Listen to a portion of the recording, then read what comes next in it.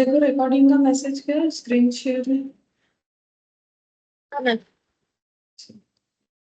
तो देखो हम लोग एज 13 कर रहे थे, लगभग ये कंप्लीट हो ही गया है, बस कुछ थियोरेटिकल क्वेश्चंस बाकी है। और एज सॉरी क्वेश्चन नंबर 13 ये मैंने होमवर्क दिया था, ये करवा देते हैं और बाकी थियोरेटिकल करवाने से कंप्लीट हो जाए। क्वेश्चन नंबर 13 देखो एज यूजुअल है, जैसे हम लोगों ने पहले भी क्वेश्चन किया है। ये देखो बोल रहा है on 1 April mister Vijay had 30,000 equity share in x limited. तो हम लोग टाइमलाइन बना लेते हैं जैसे बनाते हैं। ऑन 1 अप्रैल 2021, ठीक है। इनके पास जो है 30,000 इक्विटी शेयर है, जिसका बुक वैल्यू है 4,50,000। 30,000 इक्विटी शेयर है जिसका बुक वैल्यू है 4,50,000। इसके बाद बोला है कि फेस वैल्यू 10 पर शेयर 22 जून को इन्होंने फिर से 5,000 शेयर्स परचेस किया है 80,000 से। अच्छा 22 जून परचेस 5,000 शेयर एट कितने से 80,000 से, ठीक है। एट द रेट नहीं है, मतलब ओवरऑल 80,000 ये बोला है।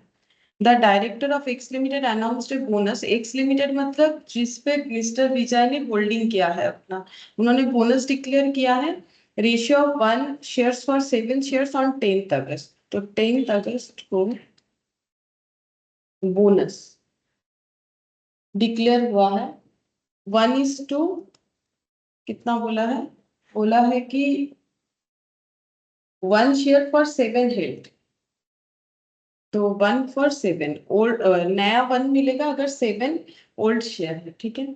ये बोनस हो गया। अच्छा इसके बाद यहाँ पर 31 अगस्त company made a right issue. वही एक्स लिमिटेड ने राइट इशू भी किया है in the ratio of 3 shares for every 8 shares held on payment of 15 share. Due date for payment was, अच्छा 30 अगस्त को डिक्लेयर हुआ है।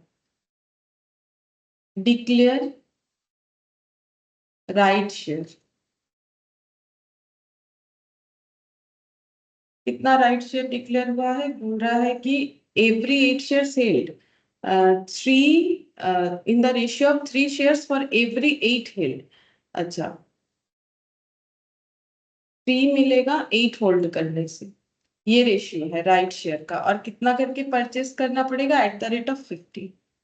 Eight the rate of 15। Due date of payment है 30 सितंबर 2001। 30 सितंबर 2001 इसमें राइट शेयर को परचेस करना है। तो इस दिन इन्होंने कितना राइट शेयर लिया है, 2/3 of the right share and sold remaining eight the rate of 2 करके, ठीक है। तो जितना भी राइट शेयर इनको मिलने वाला है वो देखना पड़ेगा कितना होगा। उसमें से यहाँ पर जितना भी राइट शेयर मिलेगा उसमें से 2/3 और 1/3 डिवाइड हो जाए,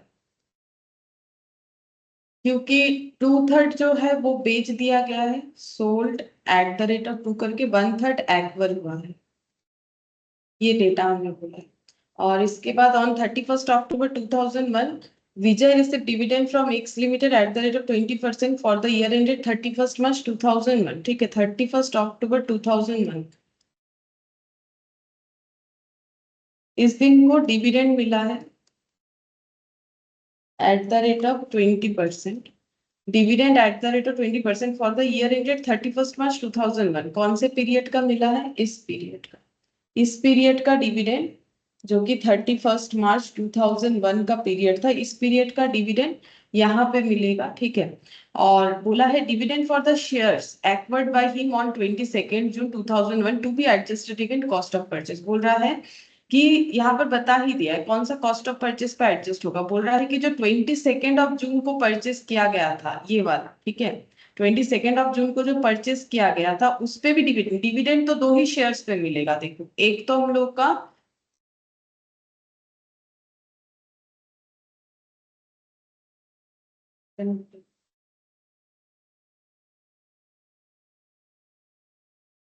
डिविडेंड 2 ही शेयर पे मिलेगा, ठीक है। एक तो हम लोग का डिविडेंड मिलेगा जो हम लोगों का ये बोनस और राइट के अलावा बाकी सब पे बेसिकली, है ना। देख अलग अलग और क्या बताए, बोनस पे नहीं मिलेगा, राइट शेयर पे नहीं मिलेगा, बाकी ये दोनों पे जो है डिविडेंड एक्वर होगा, ठीक है। लेकिन एक डिविडेंड प्री होगा, एक डिविडेंड पोस्ट होगा, ठीक है।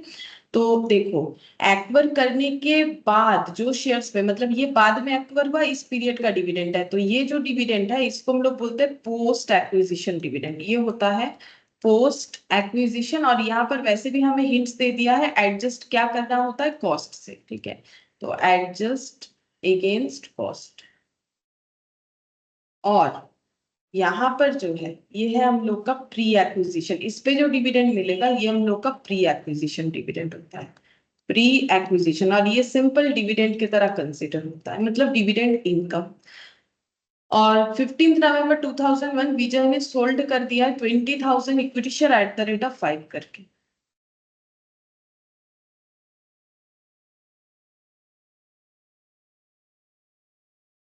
सोल्ड कर दिया 20,000 एट द रेट ऑफ 5 करके।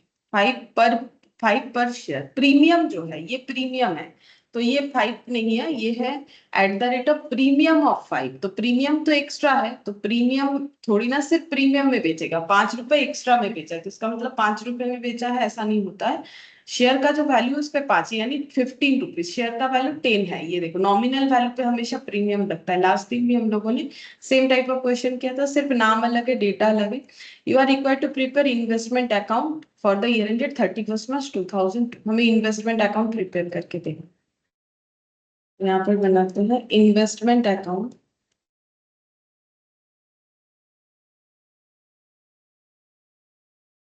For the year ended 31st March 2002। यहाँ पर हो जाएगा in the books of Vijay, in the books of विजय।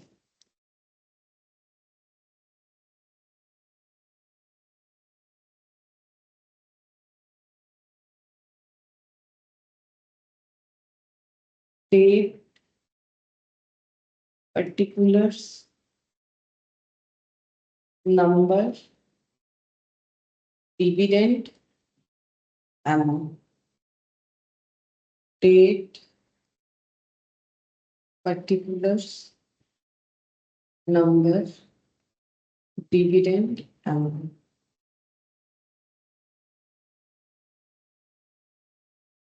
तो यहाँ से ही करेंगे जो ड्रॉ कर दिया। सबसे पहले ओपनिंग बैलेंस 30,000 इक्विटी शेयर 4,50,000, तो यहाँ पर लिख देता हूँ 1/4/2001 to balance BD 30,000 equity share 4,50,000। उसके बाद परचेज 5,000 80,000 से 22nd June to bank 5,000 80,000।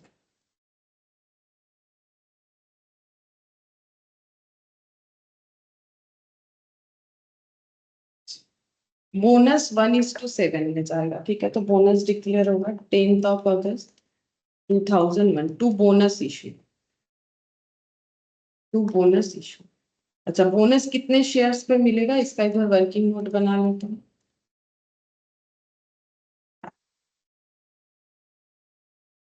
Bonus share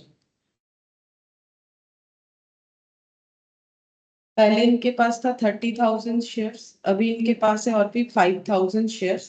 तो ये देखो टोटल 35 है, इस पे बोनस मिलेगा 1:7 का मतलब ओल्ड 7 है तो न्यू 1 मिलेगा। तो ओल्ड अगर 35 है तो न्यू कितना मिलेगा, 1/7। ये इस तरीके से होता है इनका।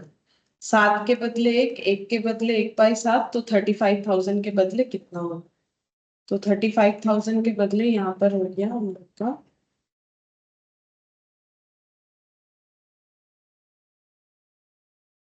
5। ठीक है, तो बोनस शेयर हो गया 5,000। तो बोनस तो पैसा नहीं देना पड़ता है, फ्री का होता है, काउंटिंग के लिए लिखा जाता है 5,000। और यहाँ पर हो गया डैश और डैश, ठीक है। फिर इसके बाद 31st अगस्त जो है राइट डिक्लेयर हुआ है, और पैसा देना पड़ेगा 30th सितंबर। तो हमें एंट्री करना चाहिए 30th सितंबर का, क्योंकि राइट इशू हम लोग निकालेंगे और जब जिस दिन ट्रांजैक्शन होगा उसी दिन ना एंट्री होगा। तो राइट शेयर कितना होगा, राइट शेयर तुम लोग बताओ, राइट शेयर कितना होगा। हम तो करते ही हैं, तुम लोग बताओ राइट शेयर कितना।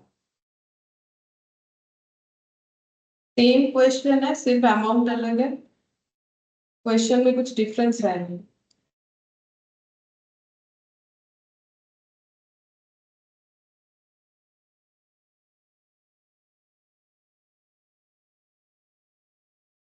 Fifteen thousand 15,000 total right share.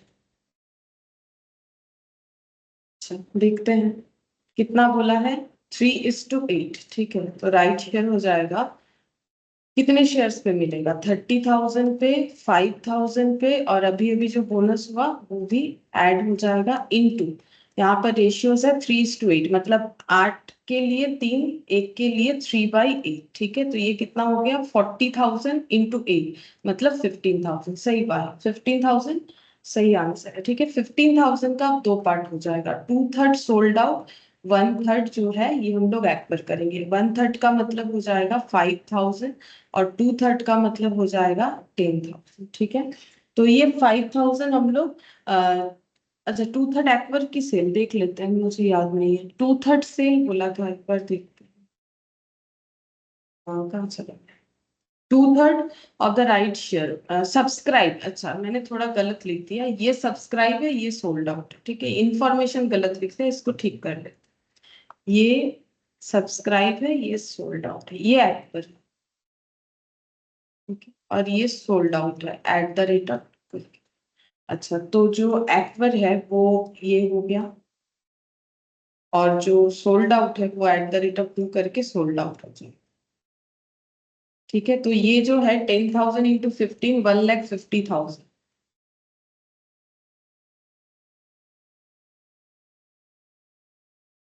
10,000 यहाँ पे लिखेंगे टू बैंक, क्योंकि परचेज कर रहे हैं। ठीक है, यहाँ पर हो जाएगा टू बैंक परचेज कर रहे हैं। अच्छा ये राइट हो गया, बोनस हो गया। अच्छा इसके बाद यहाँ पर dividend 20% post acquisition dividend.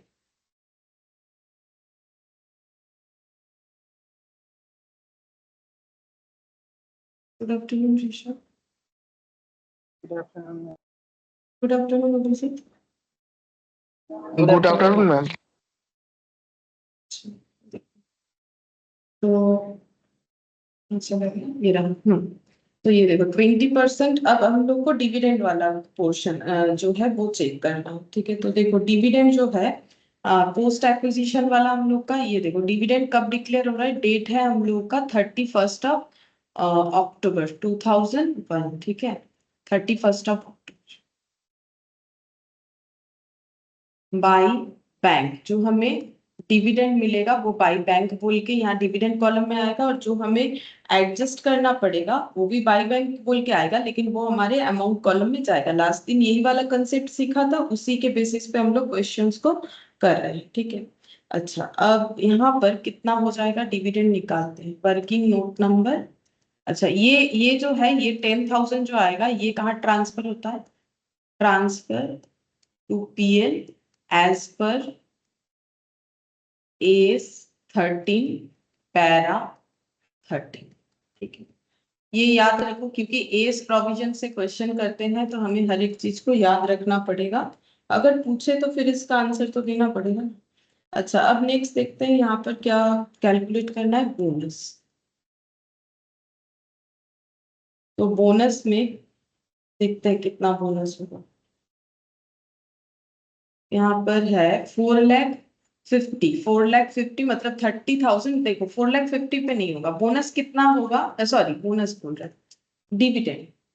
Dividend कितना होगा, डिविडेंड। ठीक है, तो एक हो जाएगा पोस्ट एक्विजिशन, एक हो जाएगा प्री एक्विजिशन। ठीक है, प्री एक्विजिशन मतलब एक्वर किए थे करने के पहले का, मतलब ये वाला। ठीक है, तो 30,000 है, 30,000 तो नंबर ऑफ शेयर्स है, बोनस हमेशा किस पे मिलता है बोलो, ये तो नंबर ऑफ शेयर्स 30,000 शेयर्स पे मिलेगा, और जो पोस्ट एक्विजिशन है वो हम लोग का 5,000 शेयर्स पे मिलेगा। ठीक है, लेकिन बोनस का अमाउंट कितना होगा, ये मैंने नंबर ऑफ शेयर्स लिखा, बोनस कैसे कैलकुलेट करोगे बोलो, बोनस का वैल्यू मुझे, सॉरी बोनस बोल रहे बार बार, डिविडेंड। ठीक है, गलती से बोनस बोल दे रहे बार बार, डिविडेंड बोलो कितना। लास्ट दिन ही यही तो सिखाया था, लास्ट दिन क्लास में यही सिखाया था कि पोस्ट और प्री एक्विजिशन डिविडेंड क्या होता है। मुझे आंसर दो इतना हो।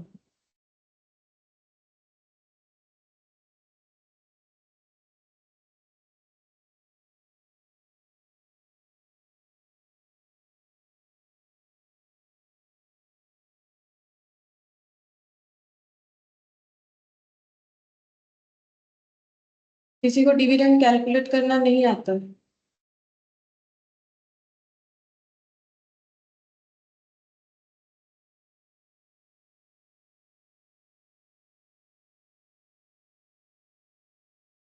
क्या मैंने नहीं सिखाया डिविडेंड कैलकुलेट करना?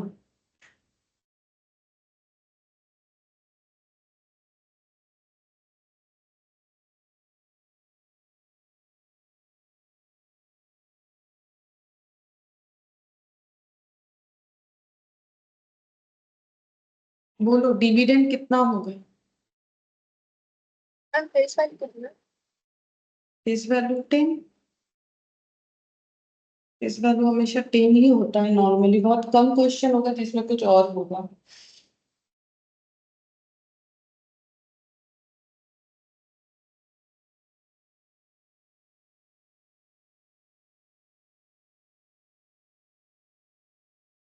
बोलो ये कितना टाइम लगेगा?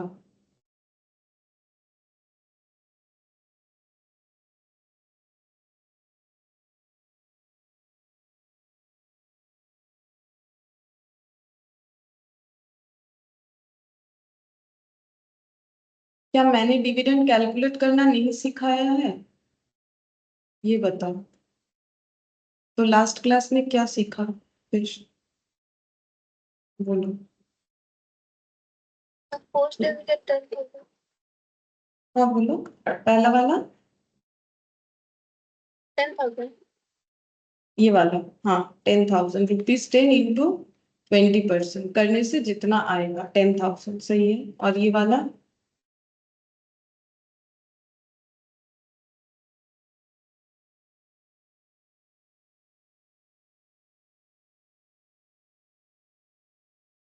सेम ही तो होगा, एक ही तो चीज है। 60,000। 60,000। और ये लास्ट दिन मैंने सिखा भी दिया था कैसे करके डिविडेंड कैलकुलेट किया जाता है। एक क्वेश्चन लेके डिविडेंड मैंने ये लिख भी दिया है, number of shares into face value into rate of dividend. पता नहीं तुम लोग क्या कर, आई डोंट। ठीक है, यहाँ पर बाई बैंक बोल के डिविडेंड कॉलम में चला जाएगा हम लोग का। डिविडेंड कॉलम में कौन सा जाएगा? प्री एक्विजिशन जाता है 60,000। और अमाउंट कॉलम में चला जाएगा 10,000। नेक्स्ट यहाँ पर सोल्ड हुआ है 15/11 को 20,000, ठीक है। 15/11 को 20,000 का जो है इन्होंने शेयर सेल कर दिया। सेल करने से एंट्री होता है बाई बैंक। 20,000 सेल कर दिया तो यहाँ पर आएगा 20,000, ठीक है। और कितने में सेल किया है बोला है? 5 पर प्रीमियम। तो सेल वैल्यू निकालते हैं, working note number, sale value of shares 20,000 into 50 lakh. अब हमें निकालना है कॉस्ट ऑफ सेल्स, मतलब cost of sales of shares. जो शेयर्स हम लोगों ने सेल किया उसका कॉस्ट कितना होगा, ठीक है। ये हमेशा एवरेज मेथड से निकाला जाता है। तो अगर हम लोगों ने 20,000 शेयर्स बेचा है तो उसका कॉस्ट कितना होगा ये मुझे बताओ, क्योंकि ये लास्ट क्वेश्चन है पूछ रहे हैं। ऐसा मैंने बहुत सारा क्वेश्चन करवाया है। शेयर में तीन चीज होता है, एक बोनस शेयर, एक राइट शेयर और एक डिविडेंड। ये तीनों चीज हम लोग कर चुके हैं। ये क्वेश्चन तो बोल सकते हो एडिशनल, अगर हम ये नहीं भी करवाते तो तुम लोग को कर लेना चाहिए। जो भी हो, तो तुम लोग मुझे अभी ये बताओ कि जो शेयर बिका उसका कॉस्ट कितना होगा, बताओ।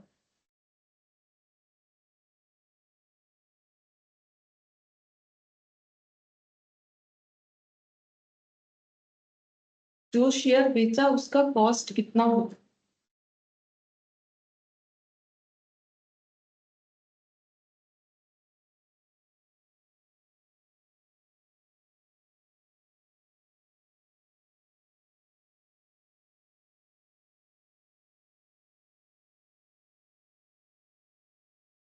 पहले बोलो कैसे कैलकुलेट करोगे, जो कॉस्ट बेचा, शेयर बेचा, उसका कॉस्ट कैसे कैलकुलेट करोगे, पहले मुझे वो बताओ, फिर कैलकुलेट करोगे।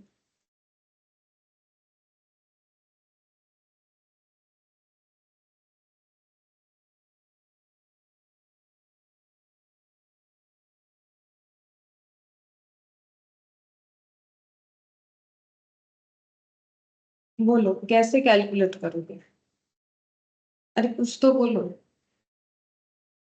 कि ऐसे कैलकुलेट करोगे। कौन बोलेगा? गोपाल, सैनम, ऋषभ, अभिजीत, बोलो कैसे कैलकुलेट करोगे, रोज तो हम ही बक बक करते हैं, बोलो कैसे कैलकुलेट करोगे।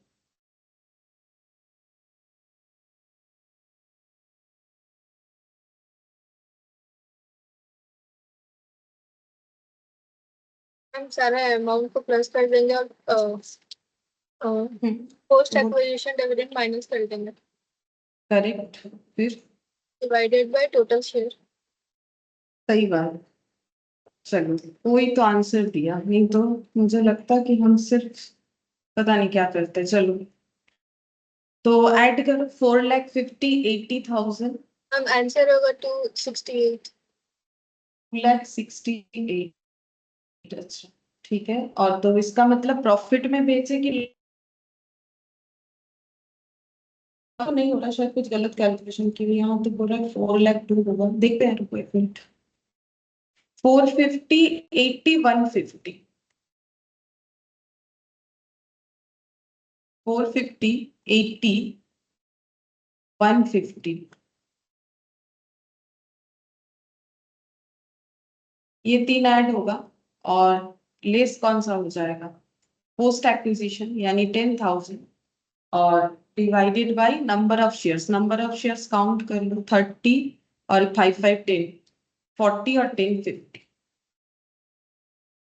50,000 इंटू 20,000। अब देखो इसमें अमाउंट आ रहा है क्या, जो कैलकुलेट किया है तुमने, मुझे लग रहा है अलग आएगा, 4,50,000, हाँ वही आ 8, रहा है।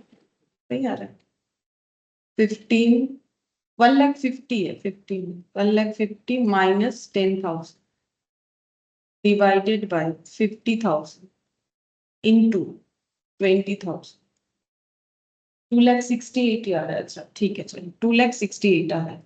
अच्छा अब बोलो, ये यहाँ पर फिर गलत दिया होगा, अच्छा ये बोलो कि ये लॉस में है कि प्रॉफिट में है, मतलब सेल कैसे हुआ है, प्रॉफिट में ही हुआ है, कितना प्रॉफिट बोलो,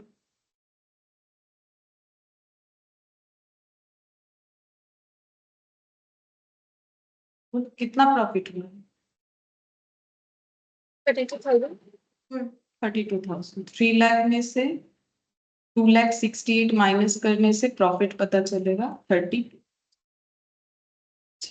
अब यहाँ पर सेल कर दिया, सेल वैल्यू को रिकॉर्ड किया जाता है, सेल वैल्यू है हम लोग का 3 लाख, और सेल करके प्रॉफिट हुआ है तो 2 PL बोल के इधर रिकॉर्ड हो जाएगा, 15 नवंबर 2001, 2 PL 32,000, ठीक है।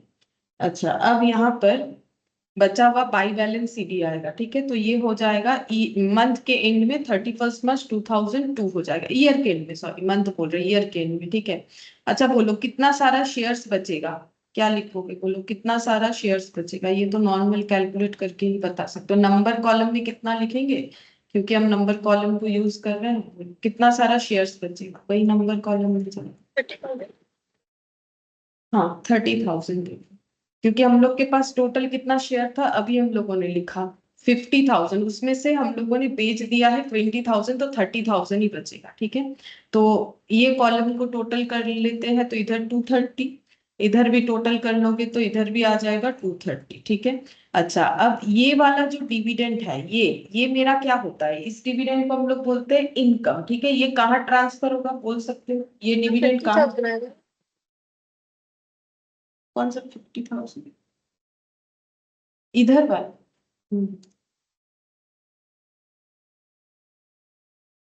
अच्छा मैंने 230, हाँ सही, 50,000। अच्छा ये वाले डिविडेंड को क्या लिखेंगे, ये जो डिविडेंड है इधर 60,000, इधर भी 60,000 आएगा, मतलब बैलेंस करके इधर आएगा। लेकिन इसको लिखना क्या चाहिए, ये तो मेरा इनकम है, रेवेन्यू इनकम। देखो मैंने लिखवाया था लास्ट दिन कि ये डिविडेंड, देखो dividend will not be provided to bonus, ये तो अलग चीज है। एक डिविडेंड मेरा इनकम होता है, रेवेन्यू नेचर का लिखा हुआ है कहाँ ट्रांसफर होता है, देखो। और जो कैपिटल नेचर का होता है वो तो कॉस्ट से एडजस्ट होगा, तो उस हिसाब से कॉलम में चला जाता है। तो ट्रांसफर टू पीएल लिखा हुआ है, तो फिर मुझे यहाँ पर क्या लिखना चाहिए इस डिविडेंड के लिए, इसको क्या लिखें, टू पीएल। ठीक है, अब अमाउंट का, ये शेयर्स का वैल्यू कितना होगा, ये जो 30,000 शेयर्स बच गए इसका वैल्यू कितना होगा, कैसे निकालोगे? सेम तरीके से निकाल सकते हो, इतना बाय इतना, 20 के जगह लिखना पड़ेगा 30,000, अदरवाइज बैलेंस करके भी निकल जाएगा, क्योंकि एवरेज है तो बैलेंस करके भी निकलेगा, एक ही आंसर आएगा, चाहे वैसे करो चाहे वैसे करो। टोटल कितना होता है देखते हैं, 4.5 लाख और 1.5 लाख, 4 1 5 6 लाख, 6 लाख, और ये हो गया 7,12,000। इधर भी हो जाएगा 7,12,000, माइनस कर लेते हैं 3,10,000, तो ये हो जाएगा 4,02,000। ठीक है, अच्छा अब यहाँ पर चेक करके भी देख सकते हो, क्या ऐसे करने से भी 4,00,000 जो 2 आया वो आएगा, बिल्कुल आएगा, देख सकते हो। यहाँ पर हम लोग का 4,50,000 plus 80,000 minus one, sorry plus 1,50,000 minus 10,000 divided by 50,000 into 30,000,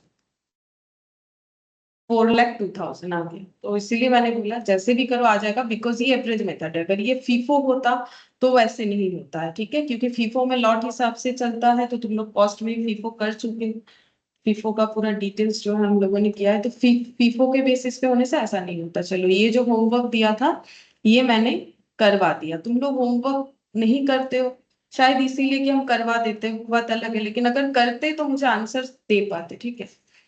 practice कुछ भी नहीं किया इसीलिए कुछ भी आंसर नहीं आ रहा, सिर्फ हम करने से नहीं होगा, मेरा एग्जाम थोड़ी ना है। अच्छा अब देखो, नेक्स्ट हमें जो ये देखो जितना भी प्रैक्टिकल क्वेश्चन था हम लोगों ने कर लिया, ठीक है। अब जो थियोरेटिकल क्वेश्चन है उस पे चलते हैं, ठीक है। जैसे थियोरेटिकल क्वेश्चन में ये वाला क्वेश्चंस देखो, ठीक है। एक काम करते हैं, स्टार्टिंग इधर से करते हैं, इलास्ट्रेशन से करते हैं, इसमें आप प्रैक्टिकल कुछ भी नहीं करना है। तो देखो हम एक बार इलास्ट्रेशन से गो थ्रू करवाते हैं तुम लोग को। इलास्ट्रेशन 9 हम लोग का लास्ट इलास्ट्रेशन था, ठीक है, जिसमें ये इलास्ट्रेशन हम लोगों ने कर लिया है। 9 7 8 सारा कंप्लीट हो गया, अगर कुछ रिमेनिंग है तो मुझे बोल सकते हो, मुझे जितना याद है ये सब कंप्लीट हो चुका। अब यहाँ से स्टार्ट करेंगे इलास्ट्रेशन 4 से, ठीक है। 4 से हम बैक में जाते हैं और यही से आंसर बता देंगे, ठीक है। और ये आंसर हमें किस बेसिस पे बताना है वो भी तुम लोग को दिखाते हैं। इसका हम लोगों ने ना स्टार्टिंग डे पे कुछ लिखा था, उस बेसिस पे हमें बताना है, फिर भी हम तुम लोग को थोड़ा सा और इस पे डिस्कशन कर देते हैं। देखो जैसे हम लोगों ने यहाँ पर आज, मैंने इसीलिए ये पुराना पीडीएफ जो है थोड़ा ओपन किया है, क्योंकि इसी में डेटा हमें दिया हुआ है। देखो हम दिखाते हैं, AS13 जब हम लोगों ने शुरू किया था तो हम लोगों ने बोला कि हम लोग इस पे, किसी के पास अगर सरप्लस होता है तो ही वो इन्वेस्टमेंट कर सकता है, अगर किसी के पास एक्स्ट्रा पैसा पैसा होगा तो वो शेयर में इन्वेस्ट कर सकता है, bond, debenture, gold, fixed asset. अब इसमें हमें अकाउंटिंग ट्रीटमेंट किस पे देता है, बॉन्ड पे देता है, शेयर पे देता है, डिवेंचर पे देता है, जो हम लोग कर चुके, ठीक है। अब थियोरेटिकल क्या क्या था देखो, हम लोगों ने देखा कि इन्वेस्टमेंट को हम लोग दो तरीके से क्लासिफाई कर सकते हैं, रेवेन्यू नेचर और कैपिटल नेचर पे, ठीक है। रेवेन्यू नेचर का मतलब जैसे डिविडेंड से जो है हमारा रेवेन्यू नेचर का इनकम होता है, इंटरेस्ट भी हमारा रेवेन्यू नेचर का है, और रेंटल इनकम भी हमारा रेवेन्यू नेचर का है, ठीक है। और कैपिटल नेचर का क्या है, इन्वेस्टमेंट इन प्रॉपर्टी। जैसे कि देखो जिस चीज को हम लोग, जिस चीज से हमारा इनकम एक ही बार होगा, जैसे शेयर से तो हर बार डिविडेंड मिलेगा, अगर हम लोग एक शेयर को 10 साल 15 साल 20 साल 50 साल कोई होल्ड करेगा तो उतना बार उसको डिविडेंड मिलेगा। अगर डिवेंचर होल्ड करके रखा है, मान लो डिवेंचर 10 साल के लिए कंपनी ने इशू किया था, तो 10 साल लगातार इंटरेस्ट मिलेगा, ईयरली इंटरेस्ट मिल सकता है, हाफ ईयरली, क्वार्टरली, जैसा क्वेश्चन बोलेगा। रेंटल इनकम तो मंथली होता है, तो ये सब रेवेन्यू नेचर का है। मोर देन वन टाइम जो है इनकम जनरेट होता है, लेकिन जैसे कि हम लोगों ने कोई प्रॉपर्टी खरीद लिया तो उसको बेचेंगे तो ही इनकम होगा, बस एक बार होगा, 5 बार नहीं होने वाला, ठीक है। लेकिन जैसे किसी शेयर को खरीद लिया तो उससे इंटरेस्ट आते जाएगा। अब कैसे आएगा, सॉरी शेयर बोल रहे, बॉन्ड, बॉन्ड या फिर डिवेंचर कैसे आएगा, अब जैसा कंपनी ने इश्यू डेट पे बता दिया होगा कि मुझे जो इंटरेस्ट है वो कैसे पे करना है। अब जैसे मैंने बोला देखो, क्वार्टरली, सेमी एनुअली, अलग अलग तरीके का हो सकता है। अब क्वेश्चन जो हम लोग करेंगे ना वो कुछ ऐसे बेसिस पे होगा, जैसे कि देखो इन्वेस्टमेंट अगर पीरियड ऑफ होल्डिंग पे, तो देखो ऐसा तुम लोग टैक्स में भी करते हो, करेंट इन्वेस्टमेंट, लॉन्ग जो है नॉन करेंट या लॉन्ग टर्म इन्वेस्टमेंट। तो इसका मतलब करेंट का मतलब होता है लेस देन 1 ईयर के लिए होल्ड करना, और जो है लॉन्ग टर्म का मतलब मोर देन 1 ईयर के लिए होल्ड करना, ये लेस देन, ये मोर देन। अब वैल्यू कैसे करेंगे, अगर कोई इन्वेस्टमेंट मेरा करंट इन्वेस्टमेंट है तो उसे वैल्यू करना पड़ता है लोअर ऑफ कॉस्ट और मार्केट वैल्यू और फेयर वैल्यू। मतलब कॉस्ट या मार्केट वैल्यू में कंपेयर करेंगे अगर क्वेश्चन में मार्केट वैल्यू गिवन है, कॉस्ट और फेयर वैल्यू में कंपेयर करेंगे अगर फेयर वैल्यू गिवन है, ठीक है। इस तरीके से तीनों नहीं होता है, तो हमें दोनों में कंपेयर करके जो लोअर है उस पर दिखाना है। अगर मेरा इन्वेस्टमेंट शॉर्ट टर्म है, क्या ये हम लोग को याद रखना पड़ेगा, हाँ देखो याद रखना पड़ेगा, क्योंकि ये तुम लोग के टैक्स की प्रोविजंस की तरह है, ठीक है। तो प्रोविजंस याद करोगे, जो रूल्स लाए गए उसी के हिसाब से कैलकुलेट करते हो, तो यहाँ पर भी सेम चीज है।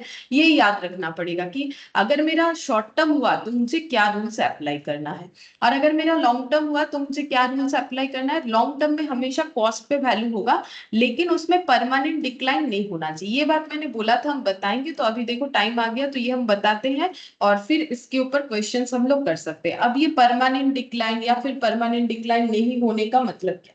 अब जैसे देखो, हम यहाँ पर दो कैटेगरी का इन्वेस्टमेंट लिखते हैं, करेंट इन्वेस्टमेंट, ठीक है, जिसका मैंने कॉस्ट लिखा मान लो 100, ठीक है, फेयर वैल्यू लिया है 120, 100 होगा। अच्छा, और यहाँ पर वैल्यू, अब देखो अभी यहाँ से देख के बताओ अगर याद नहीं हुआ है, क्योंकि अभी मैंने यहाँ पर फिर से बताया, तुम लोगों ने पढ़ा था कि नहीं मुझे तो पता नहीं है। तो देखो यहाँ पर अभी याद कर लो कि अगर मेरा शॉर्ट टर्म हुआ तो कॉस्ट और फेयर वैल्यू या फिर कॉस्ट और market value whichever is lower, ठीक है।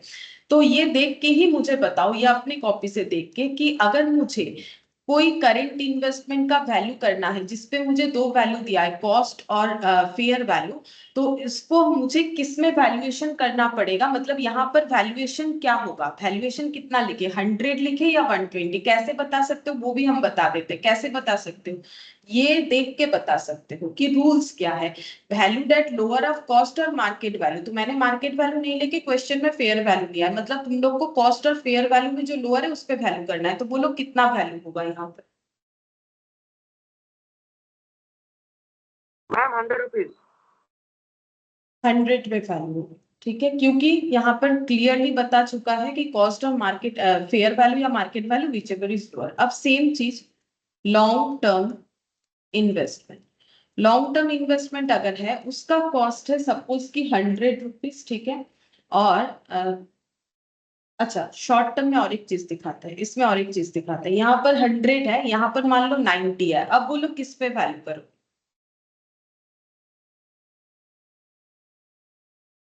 अब कितने पे हो, हाँ बोलो।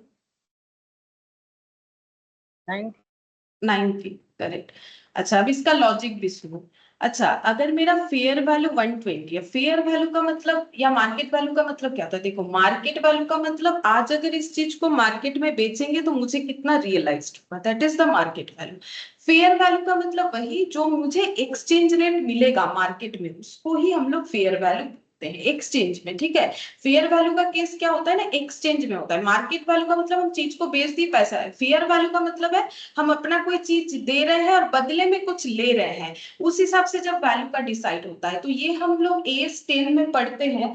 तो देखो AS10 तो मैंने पढ़ाया है, तो तुम लोग को अगर याद है तो फेयर वैल्यू में था एक्सचेंज का बात, ठीक है। मैंने कुछ दिया और उसके बदले कुछ लिया, तो मुझे किस में रिकॉर्ड करना चाहिए, जो वैल्यू मुझे सबसे अच्छे से क्लियरली एविडेंस है वही मेरा फेयर वैल्यू होगा। ठीक है, तो फेयर वैल्यू और मार्केट वैल्यू में इतना ही डिफरेंस है। ये एक्सचेंज के हिसाब से होता है कि हम कुछ दे रहे हैं कुछ ले रहे हैं, तो हम जो ले रहे हैं उसको किस पे रिकॉर्ड करें, तो जो दे रहे हैं जो ले रहे हैं उस पे जिसका वैल्यू ज्यादा क्लियरली हमें दिख रहा है उस पे रिकॉर्ड करने को फेयर वैल्यू। मार्केट वैल्यू मतलब लेना देना नहीं, बेच दिया। ठीक है, बेच दिया, बेचने से जो मिला। ठीक है, अब मेरा क्वेश्चन ये है कि अगर मेरा कॉस्ट इतना है, फेयर वैल्यू इतना है, तो अगर हम इसको सेल करते हैं क्या मुझे प्रॉफिट होगा कि लॉस होगा?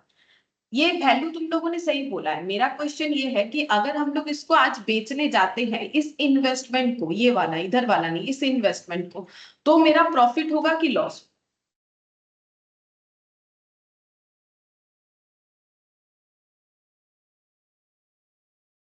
कितने में बेचोगे बोलो? कॉस्ट बोल रहा है, कॉस्ट मतलब जो मेरा एक्वर्ड प्राइस होता है। 120 का मतलब फेयर वैल्यू का मतलब जो आज एक्सचेंज करने जाएंगे तो इसका वैल्यू मेरे हिसाब से 120 पड़ेगा। तो मेरा ये इन्वेस्टमेंट सोल्ड आउट होने पे प्रॉफिट होगा कि लॉस होगा?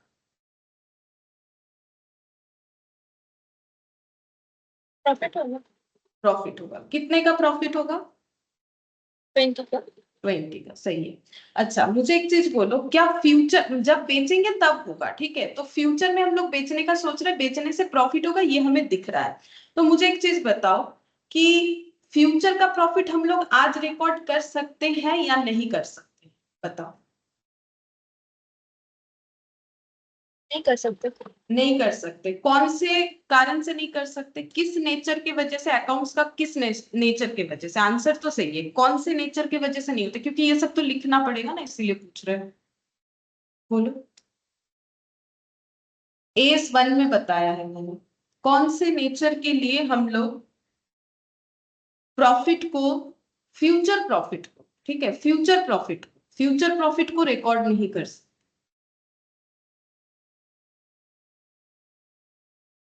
प्रूडेंस नेचर, ठीक है, प्रूडेंस नेचर की वजह से हम लोग फ्यूचर के प्रॉफिट को आज रिकॉर्ड नहीं कर सकते हैं, इसीलिए इसको हम लोग 100 में दिखाएंगे। ठीक है, अब आओ इस पे। ठीक है, अब ये जो सिचुएशन है इस पे जब सोल्ड आउट होगा तो मुझे बताओ लॉस होगा कि प्रॉफिट?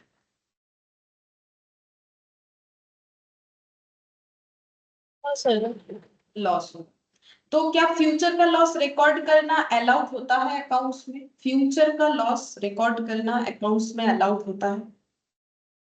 होता है। इसीलिए इसको 90 में रिकॉर्ड कर रहे हैं, क्योंकि फ्यूचर में मुझे पता है इस पे मेरा 10 का लॉस होगा, तो मुझे अगर 10 का लॉस दिखाना है तो मुझे तो इसको 90 में ही रिकॉर्ड करना पड़ेगा। तो देखो, अगर हम, मुझे पता है मैंने 100 में खरीदा, ये हम अगर 90 में वैल्यू करें इसका मतलब हम 10 कम दिखा रहे हैं। क्यों? क्योंकि फ्यूचर का लॉस रिकॉर्ड किया जाता है। ये पूरा पूरा AS1 का ही कंसेप्ट है। 100 जो है, यहाँ पर 100 दिखा रहे हैं, अगर 120 में बिकेगा तो फ्यूचर में 20 का प्रॉफिट होगा। ठीक है, तो इस वजह से वैल्यूएशन ऐसा होता है। अब इतना कुछ जानने का क्या जरूरत है? बिल्कुल जरूरत है। देखो आगे बढ़ते हैं।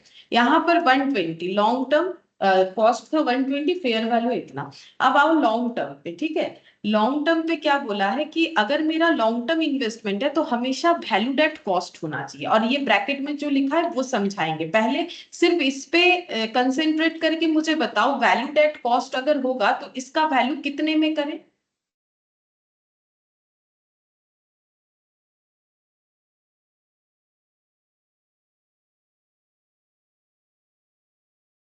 बोलो। इन दोनों में कॉस्ट जो कौन सा है?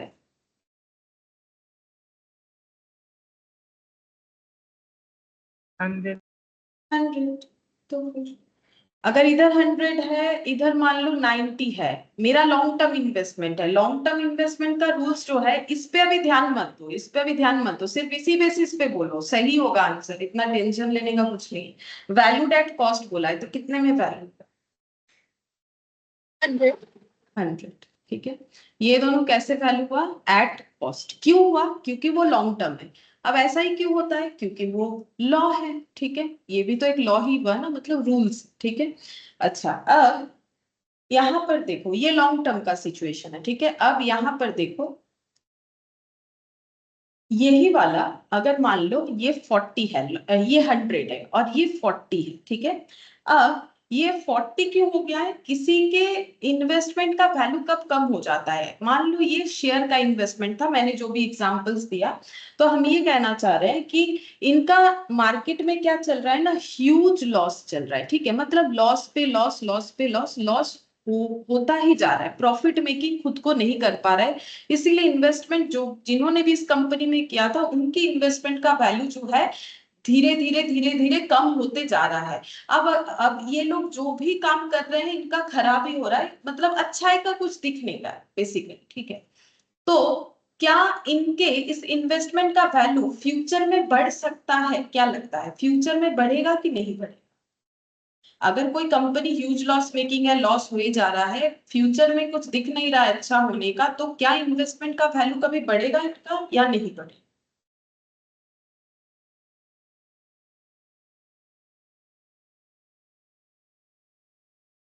बढ़ बढ़ गई, ठीक, नहीं बढ़ेगा। अरे बाबा, अगर किसी कंपनी का loss loss loss loss loss ही होते जा रहा है, ह्यूज लॉस लिखा है मैंने, ह्यूज लॉस, वैसे तो देखो अप एंड डाउन होते रहता है, ठीक है, इसका भी लॉजिक बताएंगे। ये देखो, ये 100 से 120 क्यों हुआ? क्योंकि इसका वैल्यू बढ़ा। ये 100 से 90 क्यों हुआ? क्योंकि इसका वैल्यू कम हुआ। तो अब शेयर का ही सोच लो या कोई भी इन्वेस्टमेंट, तो बेसिकली देखो, डिवेंचर के केस में तो ऐसा नहीं होता, वो फिक्स्ड है। हम शेयर का बात करें, शेयर का वैल्यू आज जितना है कल ज्यादा हो जाएगा, फिर कम हो जाएगा, फिर ज्यादा हो जाएगा, फिर कम हो जाएगा, ठीक है। लेकिन वो तो एक अलग बात है, वो तो मार्केट में चलता रहता है। लेकिन हम क्या बोल रहे हैं, कम ज्यादा कम ज्यादा कम ज्यादा, ऐसे कर्व चलेगा। लेकिन अगर हम ये बोल रहे हैं कि कम ही होते जा रहा है, मतलब नीचे की तरफ आ रहा है, ठीक है, जिसका कर्व जो है कम ही होते जा रहा है, परफॉर्मेंस कभी अच्छा होना कभी बुरा होना ये अलग है, ये तो नॉर्मल है। देखो, कभी थोड़ा डाउन हो गया, अप हो गया, ऐसे करके शेयर का तुम लोग देखो। और अगर किसी का शेयर का प्राइस ऐसे चला गया, मतलब ये गिरता ही जा रहा है, इसका ऊपर जाने का कोई भी चांसेस नहीं है, तो हम लोग उसको बोलते हैं, इसको हम लोग बोलते हैं परमानेंट डिक्लाइन। यहाँ पर देखो लिखा हुआ है परमानेंट डिक्लाइन, तो ठीक है। अगर मुझे ऐसा लगता है कि भाई इनका आगे जाके कुछ होने वाला नहीं है, 40 से नीचे ही आएगा, ऊपर तो जाने का कोई सवाल नहीं है, ठीक है, तो हम लोग इसको बोलते हैं परमानेंट डिक्लाइन, ठीक है। तो उसमें क्या होगा, इसको कैसे वैल्यू करना पड़ेगा? नॉर्मली लॉन्ग टर्म इन्वेस्टमेंट हमें बोलते हैं कॉस्ट में वैल्यू करो। लेकिन अगर मेरा जो डिक्लाइन हुआ है वो परमानेंट नेचर का है, परमानेंट मतलब इसके आगे डिक्लाइन ही होगा, 40 से 30 20 या फिर मान लो 38 36 37 करते करते करते करते डाउन ही होगा, तो मुझे फिर कॉस्ट पे रिकॉर्ड नहीं करना है, मुझे जो फेयर वैल्यू है उस पे रिकॉर्ड करना है, ठीक है। तो यहां पर लिखेंगे लॉस। अब इस पे कितना लॉस रिकॉर्ड होगा? 100 का चीज अगर 40 में वैल्यू कर रहे तो 60, ठीक है।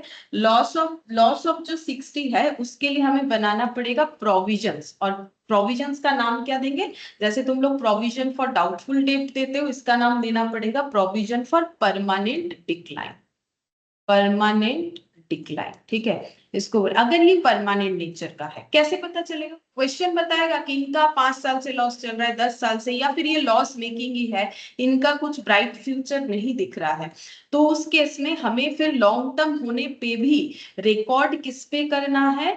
जो हमारा फेयर वैल्यू होगा, मतलब जो लोअर वैल्यू होगा, कॉस्ट और फेयर वैल्यू में जो लोअर होगा उस पे रिकॉर्ड करना है, ठीक है। अब इस पे भी तुम लोग को एक चीज बताते हैं, देखो अब इसमें हम लोगों ने कैसे रिकॉर्ड किया? कॉस्ट पे, ठीक है, इस पे कॉस्ट पे रिकॉर्ड किया। इस पे कॉस्ट पे रिकॉर्ड करने से हमें प्रॉफिट दिखता है कि फ्यूचर में प्रॉफिट होगा, लेकिन इसको कॉस्ट पे रिकॉर्ड करने से हमें लॉस दिखता है, ठीक है। तो फिर ये ऐसा क्यों? देखो हम बताते हैं। अभी मैंने क्या बोला कि ये जो है ये इन्वेस्टमेंट में परमानेंट डिक्लाइन नहीं है, ये क्या है? ये है एक नेचर, ठीक है, मार्केट का नेचर होता है अप डाउन अप डाउन। तो इसीलिए देखो यहाँ पर लिखा हुआ है कॉस्ट पे सिर्फ तभी वैल्यू करोगे, देखो कॉस्ट पे सिर्फ और सिर्फ तभी वैल्यू करना है अगर जो मेरा डिक्लाइन है वो परमानेंट नेचर का नहीं है। अनलेस का मतलब क्या? Unless they are permanent decline, मतलब जब तक वहां परमानेंट डिक्लाइन नहीं दिखता है तब तक लॉन्ग टर्म के केस में हमें कॉस्ट में वैल्यू करना है। लॉन्ग टर्म के केस में हमें कॉस्ट में वैल्यू करना है। लॉन्ग टर्म के केस में कॉस्ट में वैल्यू करो। अगर डिक्लाइन मेरा परमानेंट नहीं है, जैसे देखो ये तो डिक्लाइन था नहीं, तो इस पे तो कोई कंफ्यूजन नहीं है, ये कॉस्ट पे ही होगा। इसमें डिक्लाइन था, तो अब कंफ्यूजन तुम लोग का इन दोनों में आना चाहिए कि इसमें भी कम हुआ वैल्यू, इसमें भी कम हुआ, लेकिन इसमें 40 में किया, इसमें मैंने 90 में नहीं करके 100 में किया। क्यों?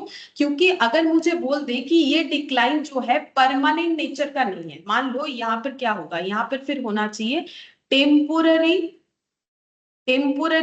डिक्लाइन है, ठीक है। तो क्वेश्चन में हमें बताता है, भी क्वेश्चन देखोगे, क्वेश्चन में हमें बताता है, तो ये टेम्पोररी डिक्लाइन है। अब टेम्पोररी डिक्लाइन का मतलब वही मैंने बोला, मार्केट का नेचर, कभी ज्यादा कभी कम, कभी ज्यादा कभी कम। और ये जो है ये डाउनफॉल ही है, डाउनफॉल ही है। इसका ऐसा नहीं है, इसका अप डाउन अप डाउन। तो उसमें नॉर्मल रूल्स लगाओ, कोई भी एक्सेप्शन नहीं है कॉस्ट पे, ठीक है। लेकिन इसमें हमें क्या करना है, इसमें हमें जो है उसको फेयर वैल्यू और कॉस्ट में जो कम होगा उस पे रिकॉर्ड करना है। और इस केस में लॉस तो होगा ही होगा, तो जो लॉस होगा उसके लिए हमें क्या बनाना है, प्रोविजंस। प्रोविजंस का नाम क्या है, प्रोविजंस फॉर परमानेंट डिक्लाइन, ठीक है। प्रोविजंस फॉर परमानेंट डिक्लाइन ये होता है, ठीक है। अच्छा, अब ये समझ में आएगा तो हम लोग ये क्वेश्चंस को कर पाएंगे, ठीक है। अब देखो यहाँ पर क्या बोला, हम क्वेश्चन पढ़ के बताते। यहाँ पर बोल रहा है, देखो,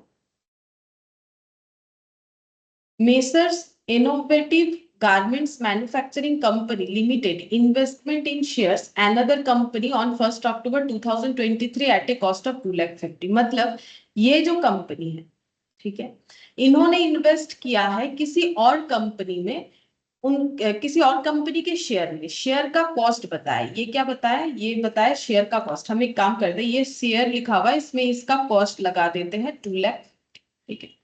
ये क्या है, पढ़ने से पता चलेगा। It also earlier purchase gold of 4,00,000। तो जो गोल्ड खरीदा था वो 4,00,000 से खरीदा था, तो जो परचेज प्राइस होता है वही कॉस्ट होता है। हम कॉस्ट में भी सेम ही चीज बताते हैं, क्योंकि सेम चीज ही होता है। कॉस्ट का मतलब कोई भी सब्जेक्ट पढ़ो, कॉस्ट तो कॉस्ट ही होता है। और ये देखो, हम बार बार बताए हैं कौन से कॉस्ट में क्या आता है नहीं आता है। ये कॉस्ट का बात हम लोगों ने एएस 10 में पढ़ा था, तब फिक्स्ड एसेट का कॉस्ट पढ़ा था। कॉस्टिंग में जब कॉस्ट पढ़ाते हैं तो रॉ मटेरियल का कॉस्ट से शुरू करके कितने सारे चीजों का कॉस्ट आता है। सिल्वर कितने में खरीदा था, देखो सिल्वर बोल रहा है 2,00,000 में लिया था, ठीक है। अच्छा, ये दोनों चीज लिया था 1 मार्च 2001 को, ये दोनों चीज इन्होंने परचेज किया था 1 मार्च 2001 को। Market value as on 31 March, ये क्या है फिर, market value. Market value as on 31 March 2004 of above investment are as follows. ये सबका मार्केट वैल्यू हमें बताया है कितना कितना है, ठीक है। अच्छा, अब हम लोग को बताना क्या है, how above adjust investment will be shown in the books of accounts of messrs innovative garment manufacturing company limited for the year ended 31 March 2004। 31 March 2004 को ये कंपनी, जिन्होंने ये 3 तरीके का इन्वेस्टमेंट कर रखा है, इस पे इस एएस 13 को मानते हुए अगर ये अपना अकाउंटिंग करना चाहते हैं तो इनको कैसे करके अपना अकाउंटिंग करना चाहिए, ये पूछा जा रहा है, ठीक है। मतलब बेसिकली तुम लोग को आंसर देना है कि शेयर का कितने में वैल्यू करोगे, गोल्ड को कितने में वैल्यू करोगे, सिल्वर को कितने में वैल्यू करोगे, ठीक है। अच्छा, अब आंसर देने का तरीका हम बताते, वो तो हम पढ़ के भी बता देंगे, हम तुम लोग को भी आंसर बता देते हैं। देखो क्या होगा, सिंपल सा चीज है। यहाँ पर पहले जब भी हम लोग वैल्यू करेंगे, हमें इन्वेस्टमेंट का नेचर देखना चाहिए कि वो लॉन्ग टर्म है कि शॉर्ट टर्म है, ठीक है। अच्छा, मुझे बोलो, कहीं पर भी तुम लोग को ये पढ़ के पता चला कि शेयर मेरा लॉन्ग टर्म है कि शॉर्ट टर्म? कहीं पर भी पढ़ के तुम लोग को दिख रहा है कि शेयर लॉन्ग टर्म है कि शॉर्ट टर्म? तुम लोग चाहो तो यहाँ दोबारा पढ़ सकते हो। कहीं पर भी पता है शेयर शॉर्ट टर्म है कि लॉन्ग टर्म? बोलो, शॉर्ट टर्म है कि लॉन्ग टर्म? मतलब शॉर्ट टर्म इन्वेस्टमेंट है शेयर में कि लॉन्ग टर्म है?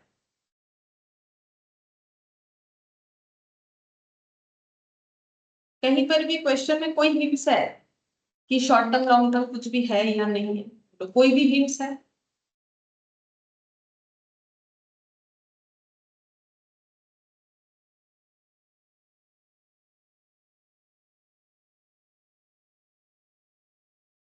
बोलो। पट्टा हाँ बोलो। पट्टा में না কোনো এই দেয়া নেই। দেখো, ইन्होंने 1 अक्टूबर 2003 को लिया था, 1 अक्टूबर 2003 को लिया था, और 31 मार्च को इन्होंने वैल्यू किया है। ये तो अलग चीज हो गया, ये वैल्यू किया है, लेकिन ये थोड़ी ना बताया कि इतने दिन ही होल्ड करेंगे फिर बेच देंगे, तब हम लोग बोलते कि शॉर्ट टर्म है। देखो शॉर्ट टर्म जो आंसर दे रहे हो शायद ऐसे करके दे रहे हो, ऋषभ এই জন্যই বলছো যে এটা অক্টোবর আর এটা 31 মার্চ 2024 সেই জন্য বলছো তো? হ্যাঁ ম্যাম ওর জন্য। হ্যাঁ ওই জন্য বলছো, বুঝতে পেরেছি। लेकिन देखो ये सोच सकते हो तुम लोग कि ये तो फिर शॉर्ट टर्म हुआ, लेकिन देखो तब होगा ना अगर हम लोग इस डेट पे सेल करेंगे तभी तो बोलेंगे बस इतना दिन होल्ड कर रहे हैं तो शॉर्ट टर्म है। लेकिन ऐसा तो नहीं बोला है ना कि हम लोग इस दिन सेल कर रहे हैं, बोल रहे हैं इस दिन इनका मार्केट वैल्यू ये सारी इन्वेस्टमेंट का ऐसा दिख रहा है। तो यहाँ पर ना हमें नहीं बोला है, देखो तुम लोग का कंफ्यूजन होने से यही होना चाहिए था कि हाँ ये शॉर्ट टर्म है, ठीक है ये मान सकते हैं, लॉन्ग टर्म तो होगा ही नहीं। लेकिन ये शॉर्ट टर्म भी नहीं है, क्यों नहीं है? क्योंकि देखो हमें बोला थोड़ी ना कि बेच रहे हैं, तब तो शॉर्ट टर्म होता। तो इसका मतलब हमें जब आंसर देना पड़ेगा तो शॉर्ट टर्म पे भी हम लोग को नोट्स लिखना पड़ेगा, लॉन्ग टर्म पे भी देना पड़ेगा। मतलब हम लोग बोलेंगे कि यहाँ तो क्वेश्चन में स्पेसिफाई नहीं किया है कि ये इन्वेस्टमेंट हमारा शॉर्ट टर्म है कि लॉन्ग टर्म। तो अगर इन्होंने ये शेयर को शॉर्ट टर्म के लिए इन्वेस्ट किया है तो वैल्यूएशन ये होगा, लॉन्ग टर्म के लिए किया है तो वैल्यूएशन ये होगा। इस तरीके से लिखना पड़ेगा, ठीक है। तो अब मुझे बताओ कि अगर हम इस शेयर को शॉर्ट टर्म कंसीडर करते हैं, हम लोग अगर इस शेयर को शॉर्ट टर्म कंसीडर करते हैं तो मेरा वैल्यूएशन कितना होना चाहिए? अब कैसे बताओगे? फिर से वही याद रखो, शॉर्ट टर्म होने से क्या करना है, लोअर ऑफ कॉस्ट और मार्केट वैल्यू और फेयर वैल्यू। बोलो, बता दिया, फिर से बोलो क्या आंसर। 2,24,000। हाँ 2,25,000। तो ये रहा ना लोअर ऑफ कॉस्ट और मार्केट वैल्यू, कम कौन सा है वो तो देखने से ही पता चलेगा, ये 2,25,000 है, ये 2,50,000 है, ठीक है। तो ये शॉर्ट टर्म हो गया बस। अच्छा, अब लॉन्ग टर्म भी बताना पड़ेगा ना, क्योंकि हमारे पास क्लैरिटी नहीं है शॉर्ट टर्म है कि लॉन्ग टर्म। अगर लॉन्ग टर्म हुआ तो फिर क्या आंसर दोगे? लॉन्ग टर्म में तो कॉस्ट में होगा, अगर कोई डिक्लाइन दिख रहा है, पहले बोलो तो डिक्लाइन है कि वैल्यू बढ़ा है? पहले बोलो वैल्यू में डिक्लाइन है कि वैल्यू बढ़ा है, बढ़ गया कि डिक्लाइन?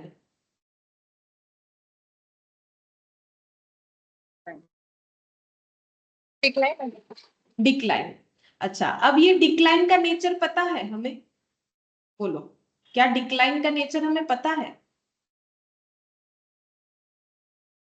मतलब परमानेंट है कि टेम्पोररी है, पता है? कहाँ पता है? कुछ भी तो नहीं पता है हम लोग। ऐसा होगा तो ऐसा होगा, ठीक है। और अगर परमानेंट है, ठीक है। अब मुझे बोलो अगर टेम्पोररी डिक्लाइन है, डिक्लाइन तो है, ठीक है। अगर टेम्पोररी डिक्लाइन है तो कितने में वैल्यू करोगे? अगर परमानेंट डिक्लाइन है तो कितने में वैल्यू करोगे? मतलब ये जो एरो दे रहा है इसी को तुम लोग को लैंग्वेज में लिखना है, अभी दिखा देंगे तुम लोग को, जो हम सिखा रहे हैं ना ये चीज दिखा देंगे। तो मुझे बोलो कि अगर टेम्पोररी बात तो किसमें वैल्यू होगा? अभी किया था, देखो याद करना पड़ेगा। कॉस्ट में होगा। अगर टेम्पोररी अदर देन परमानेंट तो बोलो कितने में होगा? बता दिया, देख के मैंने ही बता दिया। बोलो कॉस्ट में होगा, बोलो कितना होगा?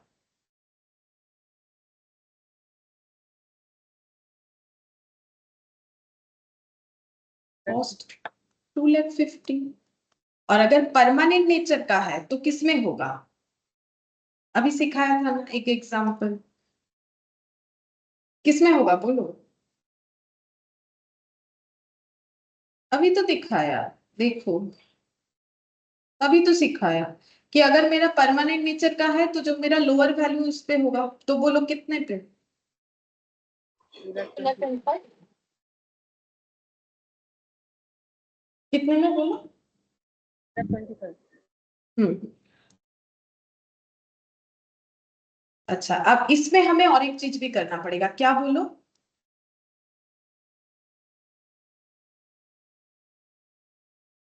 प्रोविजन बनाना पड़ेगा। प्रोविजन कितना बनाएंगे? Provision for 5,000। परमानेंट। ये दोनों का गैप 35 हो रहा है शायद, है ना?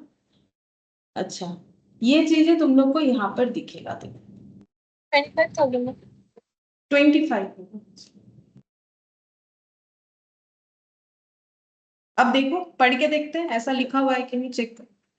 देखो अब लिखना देखो अपने अपने ऊपर है, ठीक है, अपना अपना इंग्लिश के ऊपर है, कितने अच्छे से तुम लोग लिख सकते हो। जितना अच्छे से लिखोगे, देखो इंग्लिश का बात नहीं, समझा के लिखना जरूरी, ठीक है। ऐसा नहीं कि बहुत ज्यादा स्ट्रॉन्ग इंग्लिश देना पड़ेगा, लेकिन ये पूरा कंसेप्ट दिया है। बोल रहा है as per AS 13 accounting for investment in share में इन्वेस्ट करें। ये ना हम हटा नहीं रहे ताकि तुम लोग को दिखा पाए क्या लिखा है। एक एक सेकंड रुको तुम।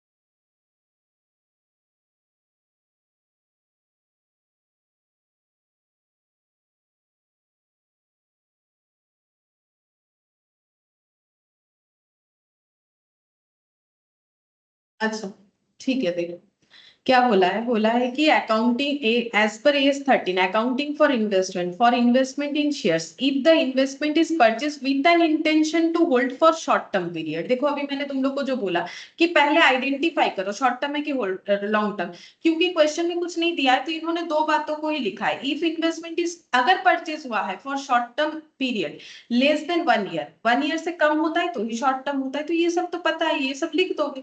Then it will be classified as current investment, तब हम लोग इसको करेंट इन्वेस्टमेंट बोलते हैं। And to be carried at lower of cost and fair value, that is in case of share lower cost 2,50,000 and market value 2,25,000 on 31 March 2,25,000। मतलब बोल रहा है कि शेयर के केस में जब हम लोगों ने दोनों पे कंपेयर किया तो हम लोग का आंसर 2,25,000 आया।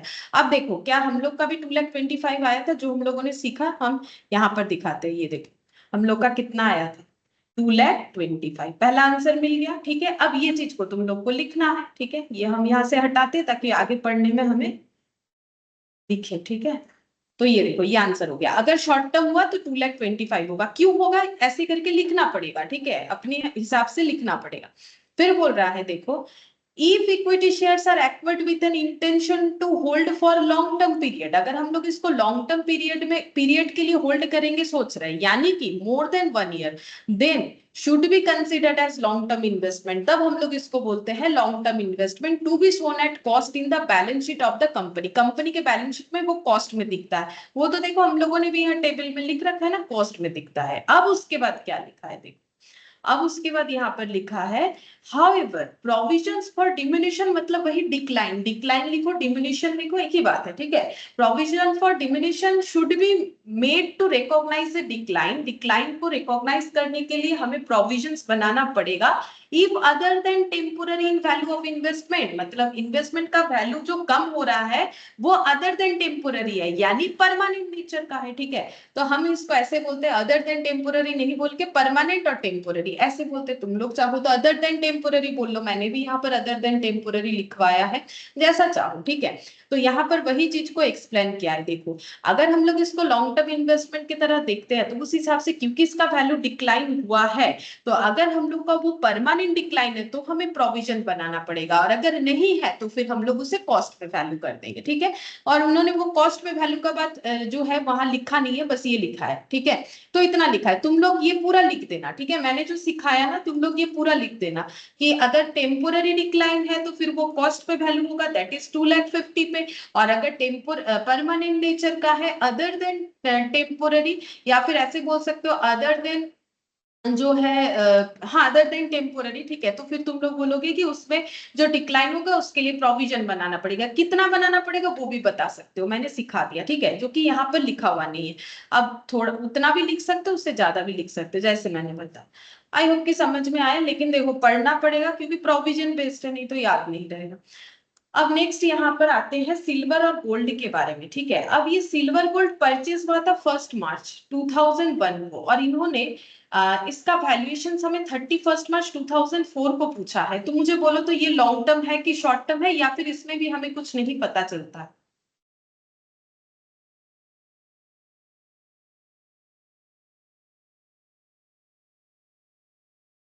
बोलो टाइम देख के तो बताओ, लॉन्ग टर्म शॉर्ट टर्म बताना क्या है।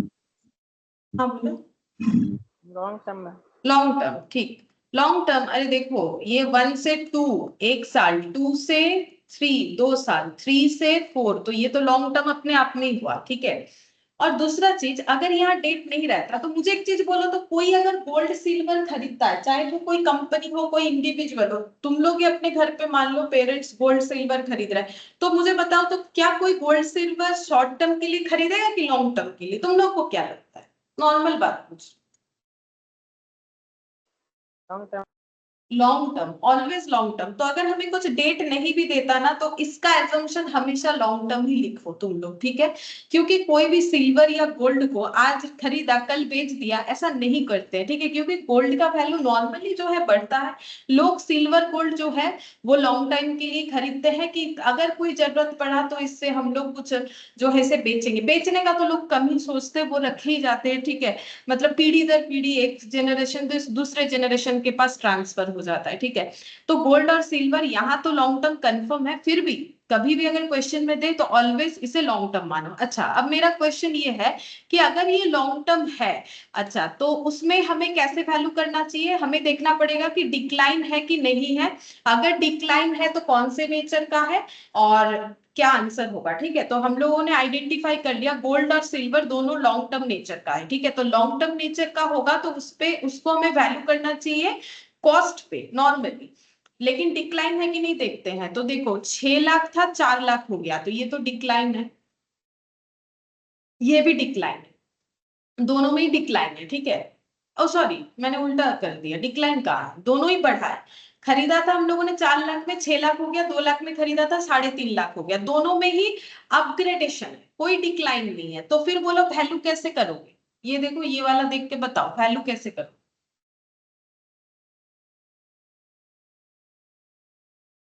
डिक्लाइन तो कुछ नहीं है तो वैल्यू कैसे करोगे बोलो। फर्स्ट में कॉस्ट पे, तो कॉस्ट कितना होगा बोलो, आंसर क्या होगा फिर? 4 लाख 2 लाख। हाँ, 4 लाख 2 लाख, ठीक है। 4 लाख और 2 लाख पे वैल्यू करेंगे। देखो यहाँ पर gold and silver are generally purchased with an intention to hold it for long term period। जो मैंने तुम लोग को बोला कि नॉर्मली देखो लोग इसे लॉन्ग टर्म के लिए लेते हैं। अब ऐसा कोई मतलब कंडीशन नहीं है कि हम लोग शॉर्ट टर्म के लिए ले नहीं सकते, ले सकते हैं, लेकिन लोग लॉन्ग टर्म के लिए लेते हैं until and unless given otherwise। Question में जब तक नहीं बोलेगा ऑलवेज एज्यूम ये दोनों आइटम लॉन्ग टर्म होगा। Hence the investment in gold and silver purchased on 1 March 2001 should continue to be shown at cost, cost में दिखाना पड़ेगा। और since there is no other than temporary diminution, क्योंकि इसमें कोई हमारे पास जो है डिक्लाइन नहीं है 31 मार्च को, जो कि 4 लाख और यहाँ पर 2 lakh respectively, though the market has been market values has been increase. देखो हमारे पास यहाँ पर कुछ डिक्लाइन हुआ भी नहीं है, ठीक है। तो हम लोग को उसको कितने में वैल्यू करना पड़ेगा? ये देखो यहाँ पर दे दिया है, यहाँ पर हम लोगों ने भी क्या आंसर दिया, कितना कितना होगा कॉस्ट पे, कॉस्ट कितना था 4 लाख और 2 लाख, तो देखो वही दिया है 4 लाख 2 लाख पे वैल्यू होगा, ठीक है। क्या बोला है देखो, hence the investment in gold जो परचेस हुआ था, sorry investment in gold and silver should continue to be shown at cost, cost पे दिखना चाहिए। एज ऑन 31 मार्च 2024 को, 31 मार्च 2024 जिस दिन हमें बताने के लिए बोल रहा है कि इस दिन किस में वैल्यू करें, तो इस दिन कॉस्ट में वैल्यू करें। कितना कितना 4 लाख 2 लाख, ठीक है। Though their market values have been increased, और वैसे भी इसका मार्केट वैल्यू इंक्रीज्ड है, उसमें तो कोई डिक्लाइन है ही नहीं। और फिर भी यहाँ पर दे दिया since there is no other than temporary diminution, ठीक है। यहाँ पर हमारे पास कोई भी डिमिनिशन है ही नहीं, वैसे भी है नहीं, ठीक है। अगर होता तो फिर ये देखो ये ब्रैकेट में कब दिया है, हम लोग नॉर्मली कॉस्ट में वैल्यू करेंगे, लेकिन कंडीशन क्या होता है, since there is no other than temporary diminution, मतलब कोई परमानेंट नेचर का डिक्लाइन नहीं होना चाहिए। मतलब बेसिकली ये वाला लैंग्वेज लिखोगे तो हो जाएगा valued at cost unless there permanent decline. इसके जगह तुम लोग सब्सटीट्यूट कर सकते हो, मैंने जो लैंग्वेज लिखवाया है unless there is permanent decline, क्या है परमानेंट डिक्लाइन जो है वो अगर नहीं है तो कॉस्ट पे वैल्यू करो। वैसे तो इस पे कोई डिक्लाइन था ही नहीं, ये तो इंक्रीज था, हो गया, ठीक है। तो बस इतना छोटा सा प्रोविजन हम लोग जो है आराम से आंसर दे सकते हैं कोई भी क्वेश्चन का, इस तरीके का क्वेश्चन। अच्छा अब चलो 3 में चलते हैं, इलास्ट्रेशन 3, ठीक है। इलास्ट्रेशन 3 को पता करने के पहले और एक चीज तुम लोग को सिखाते जो शायद मैंने नहीं लिखवाया, वो अभी लिखवाएंगे, ठीक है। अब देखो ऐसा हो सकता है कि हम लोग किसी चीज को सोचे थे लॉन्ग टर्म के लिए इन्वेस्ट करेंगे, लेकिन हमें लगा नहीं नहीं इसको और होल्ड नहीं करना, इसको हम लोग बेच देंगे। जैसे मान लो कोई शेयर मैंने सोचा 5 साल होल्ड करेंगे, अब मुझे लग रहा है नहीं 5 साल नहीं, इसको अब जो है हटाते हैं, ये हम बेच देंगे, ठीक है, मैंने उसी साल उसे बेच दिया, ठीक है। तो इसको हम लोग बोलते हैं कि रीक्लासिफिकेशन ऑफ इन्वेस्टमेंट, रीक्लासिफिकेशन ऑफ इन्वेस्टमेंट, ठीक है। मतलब रिक्लासिफिकेशन का मतलब पहले सोचा था शॉर्ट टर्म कर दिया लॉन्ग टर्म, या फिर लॉन्ग टर्म सोचा था शॉर्ट टर्म हो गया, मतलब ऐसे long term to current investment में ट्रांसफर करना, मतलब पहले उसका नेचर लॉन्ग टर्म था अभी उसे करेंट बना दिया, या फिर ऑपोजिट करेंट से लॉन्ग टर्म। तो उसमें वैल्यूएशन कैसे होगा वो पता करना है। तो यहां पर हो जाएगा lower of cost and carrying amount at the date of transfer, ठीक है। अब ये कैरिंग अमाउंट का मतलब बुक वैल्यू, कैरिंग अमाउंट का मतलब बुक वैल्यू, मतलब जिसपे वो ऑलरेडी बैलेंस शीट पे रिकॉर्डेड है, ठीक है। और यहाँ पर lower of cost and fair value at the date of transfer, ठीक है। Lower of cost and fair value, इसमें है कॉस्ट और फेयर वैल्यू जब ट्रांसफर हो रहा है, मतलब ट्रांसफर मतलब क्या, ट्रांसफर करेंट से लॉन्ग टर्म, लॉन्ग टर्म से करेंट, ये जो ट्रांसफर जिस दिन हम लोग अपने इन्वेस्टमेंट को लॉन्ग टर्म से करेंट बना रहे हैं या करेंट से लॉन्ग टर्म बना रहे हैं, उस डेट को लोअर ऑफ कॉस्ट और कैरिंग अमाउंट, कैरिंग और कॉस्ट में जो लोअर होगा उस पे वैल्यू करेंगे। अगर लॉन्ग टर्म से करंट करें, करंट से लॉन्ग टर्म कर रहे हैं, तो कॉस्ट एंड फेयर वैल्यू में जो लोअर होगा, ठीक है। अच्छा, अब ऐसा क्यों होता है, देखो सिंपल तरीका है। अगर हमारा कोई मतलब कोई भी इन्वेस्टमेंट पहले लॉन्ग टर्म था, तो उसको तो हम लोगों ने कॉस्ट पे ही वैल्यू कर रखा था ना। और अगर कोई हमारा करेंट इन्वेस्टमेंट था, उसको हम लोगों ने किस पे वैल्यू कर रखा था, देखो उसको हम लोगों ने किस पे वैल्यू कर रखा था, लोअर ऑफ कॉस्ट और मार्केट वैल्यू, ठीक है। लोअर ऑफ कॉस्ट और मार्केट वैल्यू या फेयर वैल्यू, ये तो सेम ही है, ठीक है।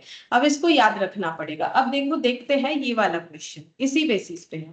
इलास्ट्रेशन 3 क्या बोल रहा है, ABC limited wants to reclassify its investment, ठीक है। ये रिक्लासिफाई का मतलब पहले क्लासिफाई किया था, अब फिर से दूसरे तरीके से क्लासिफाई करना चाहते हैं। Its investment in accordance with AS 13 decide and state on amount of transfer based on the following information, ठीक है। तो रिक्लासिफाई किया है उन्होंने एज 13 के हिसाब से, और नीचे इंफॉर्मेशन हमें दिया हुआ है। बोल रहा है ए portion of current investment, a portion of current investment मतलब short term purchased for 20 lakh to be reclassified as long term investment, मतलब short term से long term हो रहा है। As the company has decided to retain them,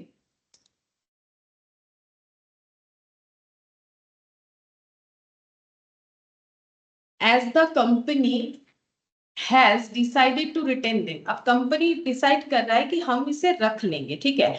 क्यों रखने का बात हो रहा है, देखो शॉर्ट टर्म होता है तो हमें 1 साल के अंदर बेच देना था, अब ये बोल रहे हैं हम लॉन्ग टर्म बनाएंगे तो इसको हम आगे भी होल्ड करेंगे, रिटेन करेंगे।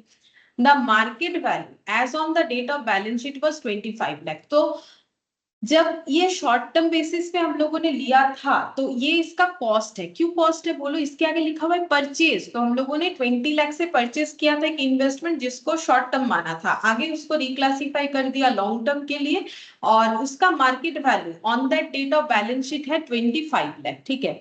अब तुम लोग मुझे ये बताओ कि हम लोगों को इसको कैसे वैल्यू करना चाहिए, तो उसके लिए तुम लोग ये जो लिखा है अभी वो देख देख के मुझे बताओ। मुझे मेरा कौन सा कंडीशन हो रहा है, short term to long term, मतलब ये वाला current to long term, current to long term होने से lower of cost and fair value at the date of transfer, तो डेट ऑफ ट्रांसफर पे ये कॉस्ट है, ये फेयर वैल्यू है, यहाँ मार्केट वैल्यू दिया है। एक ही बात होता है, देखो मार्केट वैल्यू फेयर वैल्यू में वैसा कोई डिफरेंस नहीं है, फेयर वैल्यू जब एक्सचेंज करके कुछ बेचते हैं, मार्केट वैल्यू मतलब कैश वगैरह में, तो वैल्यू तो देखो एक ही बात है, 25 लाख बोला है, ठीक है, मार्केट वैल्यू। अब इनमें से कौन से में हमें इसको वैल्यू करना चाहिए बोलो, जो लिखा है वो देख के ही बताओ किसमें वैल्यू करो। 20 लाख। हाँ 20 लाख जो लोअर होगा, ठीक है 20 लाख, ये देखो यहाँ लिखा, जो लोअर होगा, लोअर ऑफ कॉस्ट और फेयर, बस इतना ही बताना। देख लो आंसर क्या लिखा हुआ है, पहले ये लिख दिया है जो मैंने तुम लोग को लिखवाया कि रिक्लासिफिकेशन में हमें क्या रूल्स दिए गए हैं। अब देखो यहाँ पर क्या लिखा है, हम लोगों ने 20 लाख का वैल्यू लगाया है, ठीक है, ये देखो लिखा हुआ है, पढ़ के देखो क्या बोल रहा है। As per AS 13 where investment are reclassified from current to long term, हम लोग का पहला केस यही था, करेंट से long term. Transfer are made at the lower of cost and fair value at the date of transfer, तुम लोग इसमें चाहो तो कॉस्ट एंड फेयर वैल्यू, देखो इन्होंने वही लिखा है, कॉस्ट और फेयर वैल्यू, इसमें जो लोअर होगा डेट ऑफ ट्रांसफर के डेट पे, वही उसी पे मुझे वैल्यू करना है। तो इन द फर्स्ट केस, पहला जो क्वेश्चन है जो अभी आंसर दिया तुम लोगों ने, the market value of investment 25 lakh which is higher than the cost 20 lakh, therefore the transfer to long term investment should be carried as 20 lakh, क्यों, क्योंकि फेयर वैल्यू और cost which ever is lower. तो क्या यहाँ market value fair value की बात है? हाँ ऑब्वियसली, क्योंकि देखो फेयर वैल्यू मार्केट वैल्यू में क्या फर्क है, कुछ नहीं, फेयर वैल्यू का मतलब होता है एक्सचेंज पे, और मार्केट वैल्यू, ये देखो तुम लोग अगर अपने मैट में देखोगे तो यहाँ पर तुम लोग को दिखा देते एक बार, फेयर वैल्यू मार्केट वैल्यू का डेफिनेशन दिया हुआ है। और मैंने इसको ज्यादा इसीलिए नहीं बोला बिकॉज फेयर वैल्यू हम लोग AS 10 में पढ़ चुके हैं, इसीलिए मैंने इस पे ज्यादा कुछ बोला नहीं। ये देखो यहाँ दिया हुआ है, मार्केट वैल्यू का मतलब the amount obtainable from the sale of investment, investment को बेचेंगे अगर ओपन मार्केट में, तो मुझे जो अमाउंट रिसीव होगा वही मेरा मार्केट वैल्यू है। हाँ ऑब्वियसली अगर कुछ ब्रोकरेज वगैरह लगता है तो नेट ऑफ एक्सपेंसेस, एक्सपेंसेस को लेस करके हमें जो मिलेगा वही वाला। फेयर वैल्यू का मतलब for which an asset could be exchange, हम लोग एसेट को बेच रहे हैं ऑब्वियसली, लेकिन other consideration other than money, ठीक है, पैसे के बदले नहीं, उसके बदले कुछ ले रहा है, between a knowledgeable willing buyer and knowledgeable willing seller in an willing seller in an arm's length transactions, मतलब जिनको नॉलेज है प्लस जो बेचना चाहते हो, और जिनको नॉलेज है और जो खरीदना चाहते हो, जब एक्सचेंज होता है तो दोनों पार्टी को अच्छा खासा नॉलेज होना चाहिए, नहीं तो फिर झगड़ा होगा ना, भाई इसके बदले ये होगा, ये ज्यादा है वो कम वैल्यू है। Under appropriate circumstances market value or net realised value provides an evidence of fair value, तो फेयर वैल्यू का एविडेंस कौन देता है, बोल रहे मार्केट में क्या वैल्यू चल रहा है, हम तो इतना बोल रहे हैं, मार्केट में जाके देखिए कितना चल रहा है, ठीक है। तो वही होता है कि फेयर वैल्यू का एविडेंस कौन देता है, मार्केट वैल्यू, ठीक है, या फिर नेट रियलाइजेबल है, तो वही वो एक्सचेंज पे होता है तो वो भी सेल ही एक तरीके का। ठीक है चलो अब यहाँ पर हम लोग क्वेश्चन को कंटिन्यू करते, सेकंड वाला पॉइंट देखो इसमें क्या बोला है।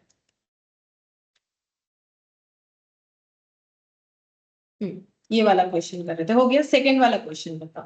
देखो another portion of current investment, और एक करेंट इन्वेस्टमेंट था इनका, ठीक है, मतलब शॉर्ट टर्म, ठीक है, करेंट इन्वेस्टमेंट का मतलब ये हो गया हम लोग का फिर से एक शॉर्ट टर्म इन्वेस्टमेंट, जो कि परचेज हुआ था 15 लाख पे, जिसका कॉस्ट था 15 lakh, to be reclassified as long term investment, इसको बनाना है long term investment, market value of this investment as on the date of balance sheet 6.5 lakh, तो हम लोग शॉर्ट टर्म को लॉन्ग टर्म बनाएंगे, उसका कॉस्ट 15 लाख था और मार्केट वैल्यू उस दिन बैलेंस शीट डेट पे था 6.5 लाख, ठीक है।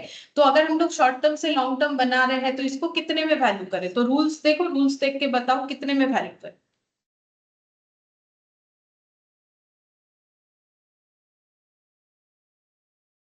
बोलो। सेम चीज ही तो किया, यहाँ से देख के बताओ, current to long term, cost और fair value whichever is lower, बोलो कौन सा होगा फिर,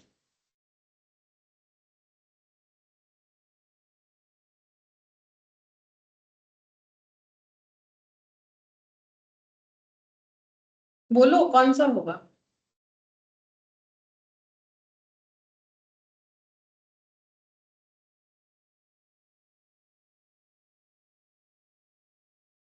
आवाज नहीं आ रहा है क्यों? कौन सा होगा बोलो।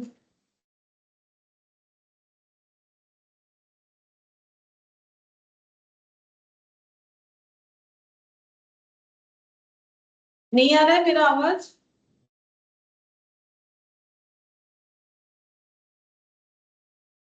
हेलो, मेरा आवाज नहीं आ रहा है क्या?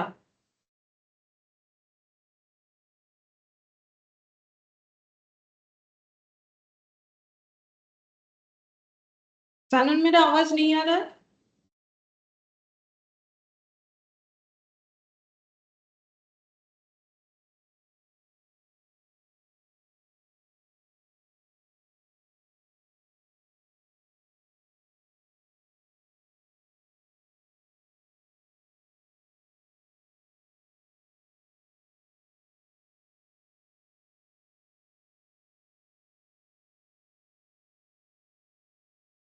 मैम 6.5।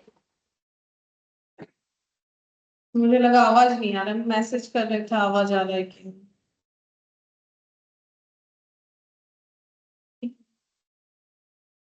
6.5। ठीक है, देखो यहाँ पर वही लिखा है, देखो 6.5 में रिकॉर्ड होगा। अच्छा, यहाँ पर दिया हुआ है, in second case the market value of the investment is 6.5 lakh which is lower than the cost that is 15 lakh, therefore the transfer to long term investment should be carried in the books at market value that is 6.5 lakh. अब अगर हम लोग 15 लाख के investment को 6.5 लाख में record करेंगे तो बोलो मेरा लॉस है कि प्रॉफिट है? लॉस है। कितने का लॉस है? 15 से 6.5 लेस करने से लॉस होता है 8.5 का। ये लॉस कहाँ चार्ज करेंगे? इसका कोई प्रोविजन, वो परमानेंट डिक्लाइन वाला बात नहीं है। बोल रहा है कि अगर मेरा एक इन्वेस्टमेंट सिर्फ और सिर्फ उसका नेचर चेंज करने के वजह से अगर वो लॉस मेकिंग हो जा रहा है तो उसको मुझे उस लॉस को कहाँ देना पड़ेगा? पीएल में। ऑब्वियसली मेरा लॉस तो हो ही रहा है तो उस लॉस को मुझे कहाँ देना चाहिए? पीएल में। ठीक है, क्यों लॉस हो रहा है? क्योंकि हम उसका नेचर चेंज कर रहे हैं। नेचर चेंज करने पे लॉस होने से पीएल में जाएगा, प्रॉफिट होने से भी वैसे ही होगा। ठीक है, और देखो प्रॉफिट होने से तो वैसे भी वैल्यू चेंज हो जाएगा। ठीक है, ये देखो जैसे ये 15 लाख है तब तो वो कॉस्ट पे ही वैल्यू होगा।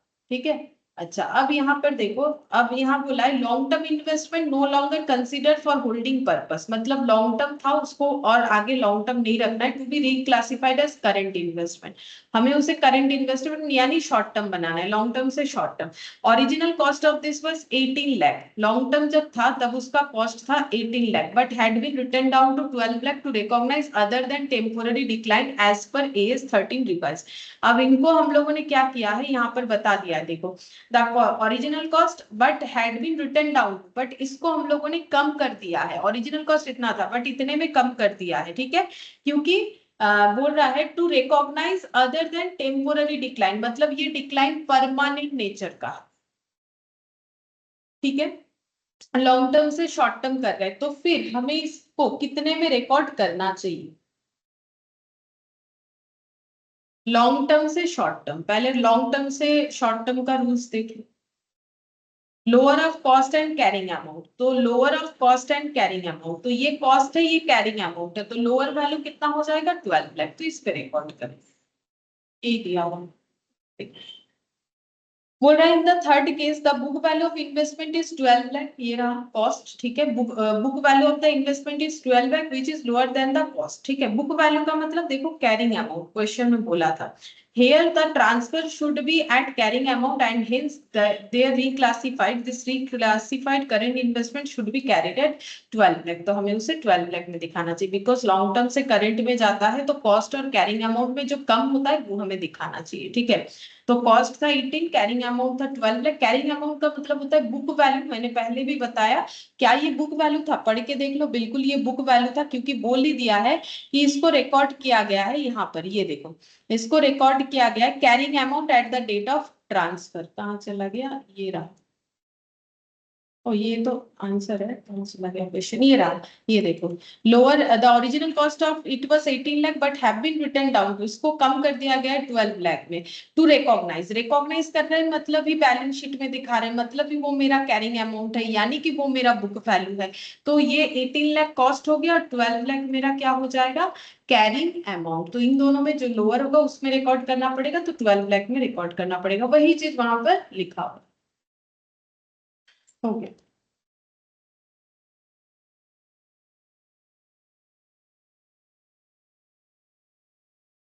सेकेंड वाला क्वेश्चन, इसमें क्या बोला है?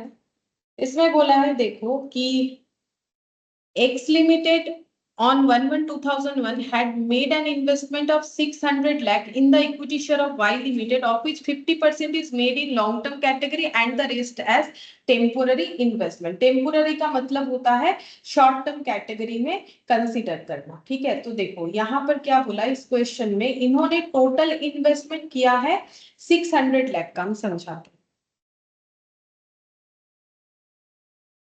लिख के दिखा दो।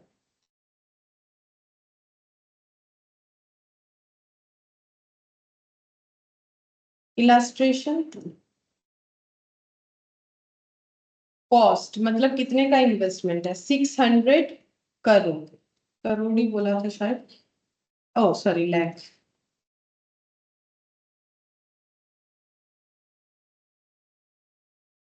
अच्छा, फिर इसके बाद बोला है equity share of Y limited, ठीक है, जिसका 50% लॉन्ग टर्म मानेगा, 50% जो है शॉर्ट टर्म। तो 50% करेंट, करेंट 50% करेंट इन्वेस्टमेंट और लॉन्ग टर्म 50%। तो ये हो जाएगा। अच्छा, इसका कॉस्ट और इसका मार्केट वैल्यू बताओ कितना, और इसका कॉस्ट और इसका मार्केट वैल्यू बताओ कितना होगा। तो कॉस्ट पहले बताओ, मार्केट वैल्यू तो अभी हम लोगों ने पढ़ा नहीं है। बोलो, अगर टोटल इन्वेस्टमेंट 600 लाख का है, करेंट 50% उसमें से मानना है और लॉन्ग टर्म 50% मानना है, तो मुझे बोलो कि कॉस्ट फिर कितना कितना होगा।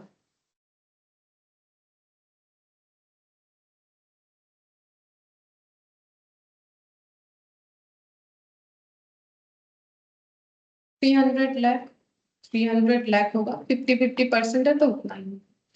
फिर यहाँ पर बोला है कि and the rest as temporary investment, the realisable value of all such investment on 31st March become 200 lakh. Realisable मतलब मार्केट वैल्यू होता है, ठीक है। तो ये हो गया 200 लाख। मार्केट वैल्यू कितना हो जाएगा, 200 लाख का 50%, दोनों में अपोर्शन हो जाएगा 100 लाख का। अच्छा, इसके बाद बोला है 200 lakh as Y limited lost a case of copyright, ठीक है। अच्छा, अब जो ये कंपनी वाई लिमिटेड है, जिनके शेयर में इस एक्स लिमिटेड ने इन्वेस्टमेंट किया था, उन्होंने केस जो है वो हार गए कॉपीराइट को लेके। मतलब उनपे कोई क्लेम कर दिया होगा कि आप मेरा कॉपीराइट यूज कर रहे हो, तो इनका कॉपीराइट का केस इन्होंने जो है लॉस्ट कर दिया, मतलब हार गए। From the given market condition, इससे इनका रेपुटेशन खराब होगा, केस हार गया, कंपनी का रेपुटेशन खराब होगा, तो कंपनी जो है उसका वैल्यूएशन गिर जाएगा। From the given market condition it is apparent that the reduction in the value is not temporary in nature. और ये ऐसा एक चीज है, केस हार गया तो पता चल रहा है कि इनका जो डिक्लाइन हो रहा है ना वैल्यू में, देखो 600 लाख का इन्वेस्टमेंट जो है वो धड़ाक से 200 लाख के में पहुंच गया। ये परमानेंट नेचर का डिक्लाइन हो गया है, क्योंकि ये केस हारने की वजह से हुआ है, रेपुटेशन की वजह से हुआ है। और बता भी दिया है is not temporary in nature. How will you recognise the reduction in financial statement for the year ended 31st March. अब इसको तुम लोग कैसे रिकॉग्नाइज करोगे, तो हम बता देते हैं। यहाँ पर रिकॉग्नाइज कुछ इस तरीके से होगा।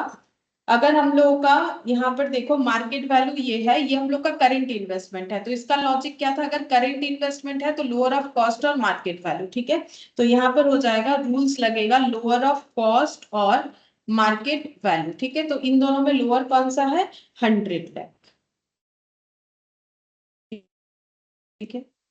अच्छा, और इस केस में होता है करेंट जो लॉन्ग टर्म है उसमें होता है हम लोग का वैल्यूड एट कॉस्ट में होता है, ठीक है। लेकिन क्योंकि ये हम लोग का परमानेंट डिक्लाइन है, तो इसमें हो जाएगा, ये क्या है, ब्रैकेट में लिखते हैं प्रोवाइड फॉर, इसको ब्रैकेट में लिख सकते हो परमानेंट डिक्लाइन, ठीक है। ये परमानेंट डिक्लाइन है, क्वेश्चन खुद बता रहा है। तो अगर परमानेंट डिक्लाइन है तो उस केस में हमें इसको कैसे रिकॉर्ड करना पड़ेगा, उस केस में हमें इसको रिकॉर्ड करना पड़ेगा जो लोअर है 100 लाख में।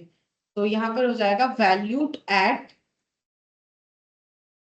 100 लाख, और इसका प्रोविजंस भी बनाना पड़ेगा।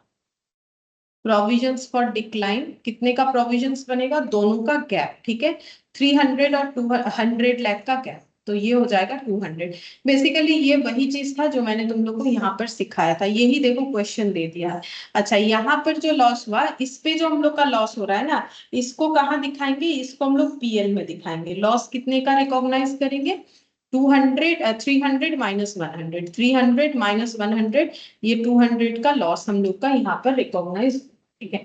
अब ये यही चीज मैंने तो एक ही लाइन में तुम लोग को समझा दिया क्या होगा, जिस्ट ये है। अब लिखना कैसे, यहाँ पर दिया हुआ है काफी सारा चीज, तो पढ़ के देख सकते हो। यहाँ पर बोला है, ये देखो, X limited investment 600 lakh in equity share of Y limited, out of the same the company intends to hold 50% for long term, that is 300 lakh, and remaining temporary investment that is 300 lakh, बाकी टेम्पोररी मानेगा। तो ये मैंने यहाँ पर जो क्लासिफाई करके दिखा है 300 300 वही चीज लिखा है। फिर बोल रहा है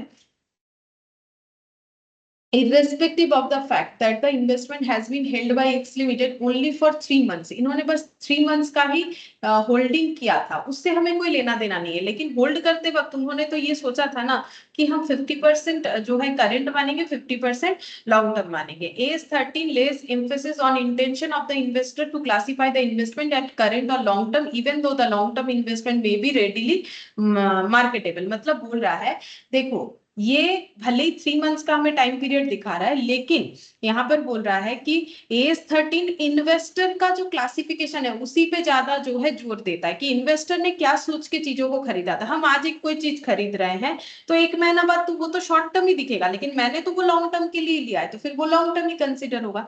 अब वो कुछ थोड़ा यहाँ पर बता दिया है, तुम लोग भी अपने हिसाब से लिख सकते हो। फिर यहाँ पर बोला है in the given situation the realizable value of all such investment become 200 lakh. मतलब मार्केट वैल्यू हो चुका है सारे के सारे इन्वेस्टमेंट का 200 लाख, यानी बहुत बड़ा डिक्लाइन है। that is 100 lakh in respect of current investment and 100 lakh in respect of long term investment। मतलब अगर क्लासिफाई करें दोनों को अलग अलग तो 100 लाख मार्केट वैल्यू होगा। ये भी मैंने लिखवा दिया। एज पर AS13 अब फिर से बोल रहा है accounting for investment the carrying amount for current investment is lower of cost और फेयर वैल्यू। हमें पता है कि करंट अमाउंट को कैसे कैलकुलेट किया जाता है, लोअर ऑफ कॉस्ट और मार्केट वैल्यू। यही चीज मैंने लिखा है जो इन्होंने लैंग्वेज में यहाँ पर लिखा हुआ है, ठीक है। Investment for which an active market exist market value generally provides the best evidence of fair value. अब बोल रहा है कि फेयर वैल्यू क्या होता है, बोल रहा है कि मार्केट में जो किसी चीज का वैल्यू चल रहा है वही उसका फेयर वैल्यू होता है। ये चीज फेयर वैल्यू को डिफाइन किया है। फिर बोल रहे हैं accordingly the carrying value of investment held as temporary should be shown at realisable value that is 100 lakh. बोल रहा है ये करंट इन्वेस्टमेंट को 100 लाख पे दिखाओ, ठीक है। तो 100 लाख पे ही हम लोग दिखा रहे हैं, तो रूल्स तो वही है, उसी चीज को लैंग्वेज में लिखा है। और जो कम हो गया वैल्यू 200 लाख से, carrying value of current investment will be charge to the profit and loss account. तो ये हमारा कहाँ चार्ज होगा, PL में। ये मैंने यहाँ पर लिखा भी है।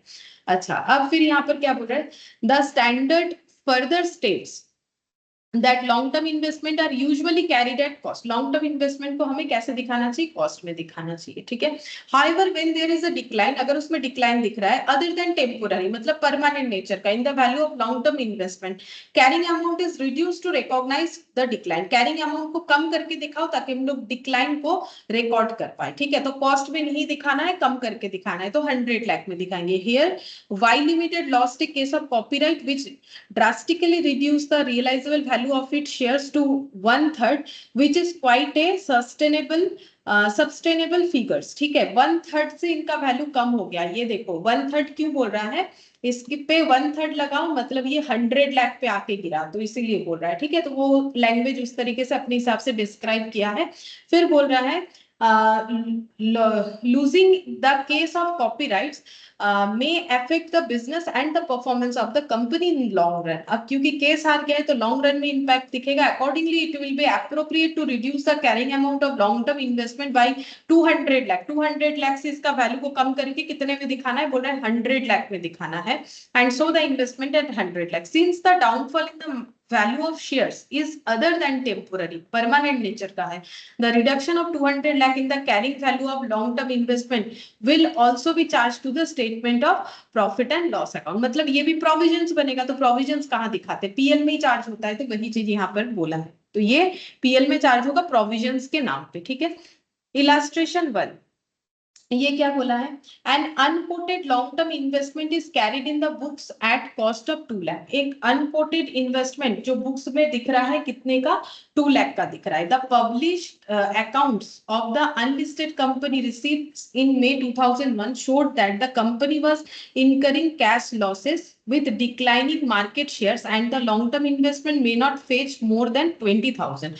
how will you deal with this in preparing the financial statement। क्या बोला है देखो, एक अनकोटेड लॉन्ग टर्म इन्वेस्टमेंट था जो बुक्स में कितने में दिख रहा था, 2 लाख। मतलब इसका कोटेशन वैल्यू कुछ नहीं मिल रहा है, बुक वैल्यू दिख गया है 2 lakh.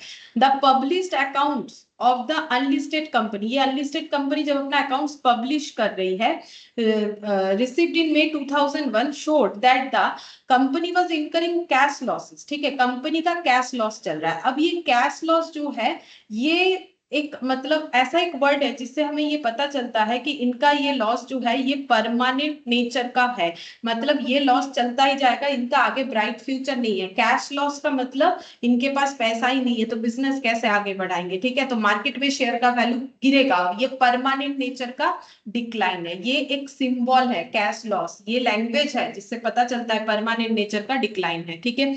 with decline market share and the long term investment may not fetch more than 20,000। और ये लॉन्ग टर्म इन्वेस्टमेंट को अगर हम लोग मार्केट में बेचने जाएंगे तो हमें ज्यादा से ज्यादा 20,000 से कुछ भी नहीं मिलने वाला।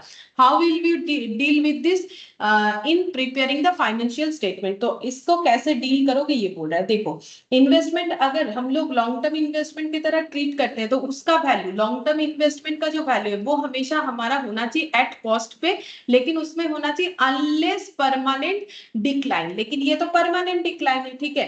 तो अगर मेरा परमानेंट डिक्लाइन है मतलब अदर देन टेम्पोररी है तो मुझे उसके लिए क्या बनाना पड़ेगा, प्रोविजंस बनाना पड़ेगा। तो यहाँ पर प्रोविजंस कितने का बनेगा, 2 लाख माइनस 20,000 यानी 1,80,000 का प्रोविजंस बनेगा और इसको वैल्यूएशन करना पड़ेगा 20,000 पे।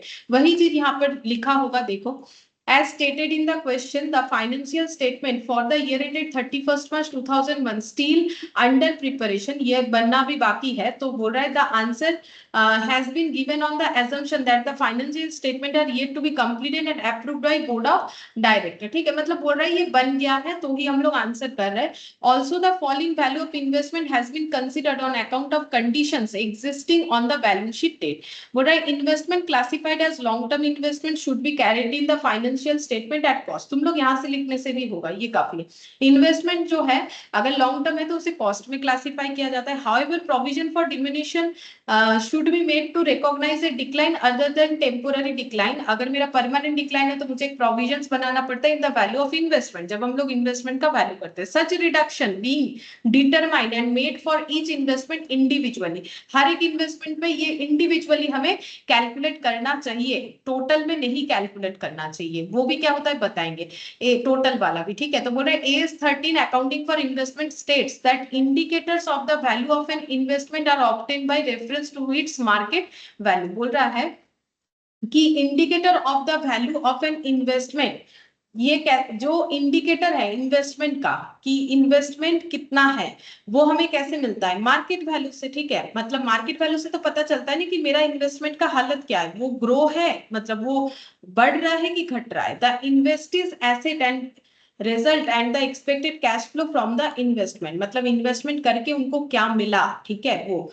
तो on the above basis, the facts of the given case clearly suggest that the provision for diminution should be made to reduce carrying amount to long-term investment to 20,000। हमें इसको 20,000 पे वैल्यू करना चाहिए और हमें इसका जो है इस पे प्रोविजन बोला नहीं है, लिख सकते हो तुम लोग प्रोविजन इतने का क्रिएट करना चाहिए क्योंकि ये परमानेंट डिक्लाइन का क्वेश्चन है, ठीक है। मतलब परमानेंट डिक्लाइन ये यहाँ पर सिचुएशन हमें बता रहा है, ठीक है। हो गया ये वाला हम लोग का इलास्ट्रेशन 1, ठीक है। अब लास्ट में चलते हैं, एक क्वेश्चन बाकी।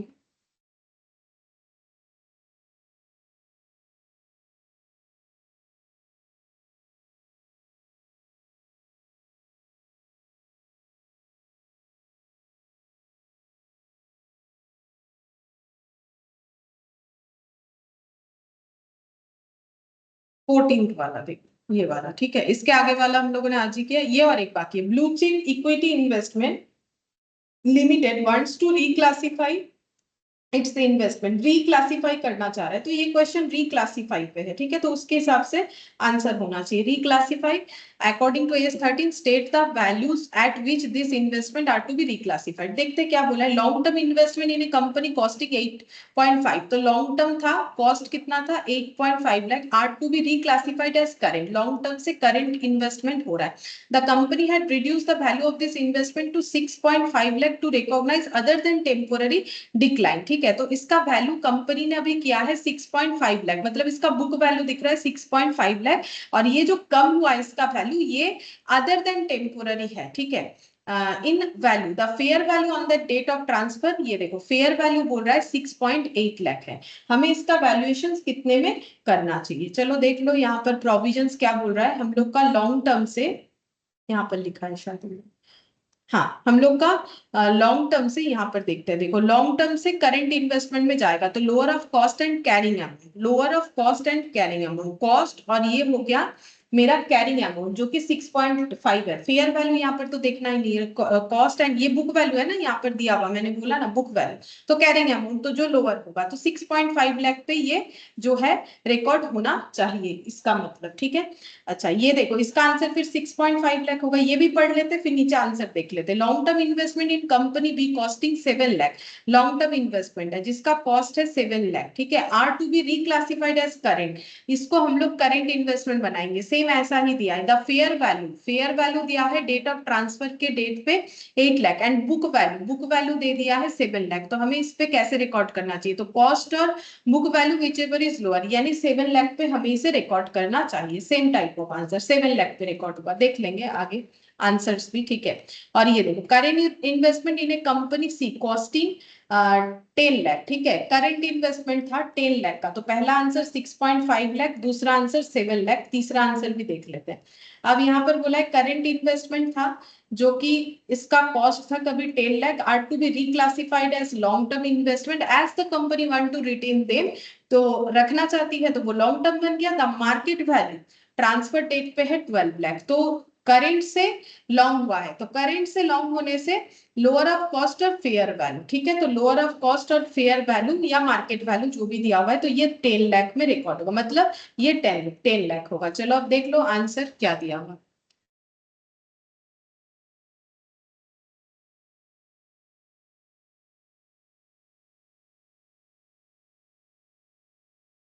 ये देखो यहाँ पर पढ़ के देख लो, इन यहाँ पर दिया हुआ है, ये देखो as per AS 13 accounting for investment where long term investment are reclassified as current, मतलब पहले बता दिया लॉन्ग टर्म से करेंट होने से transfer are made at the lower cost और carrying amount at the date of transfer, transfer date पे lower of cost और कैरिंग अमाउंट पे हमें लेना है जो मैंने तुम लोग को लिखवाया है।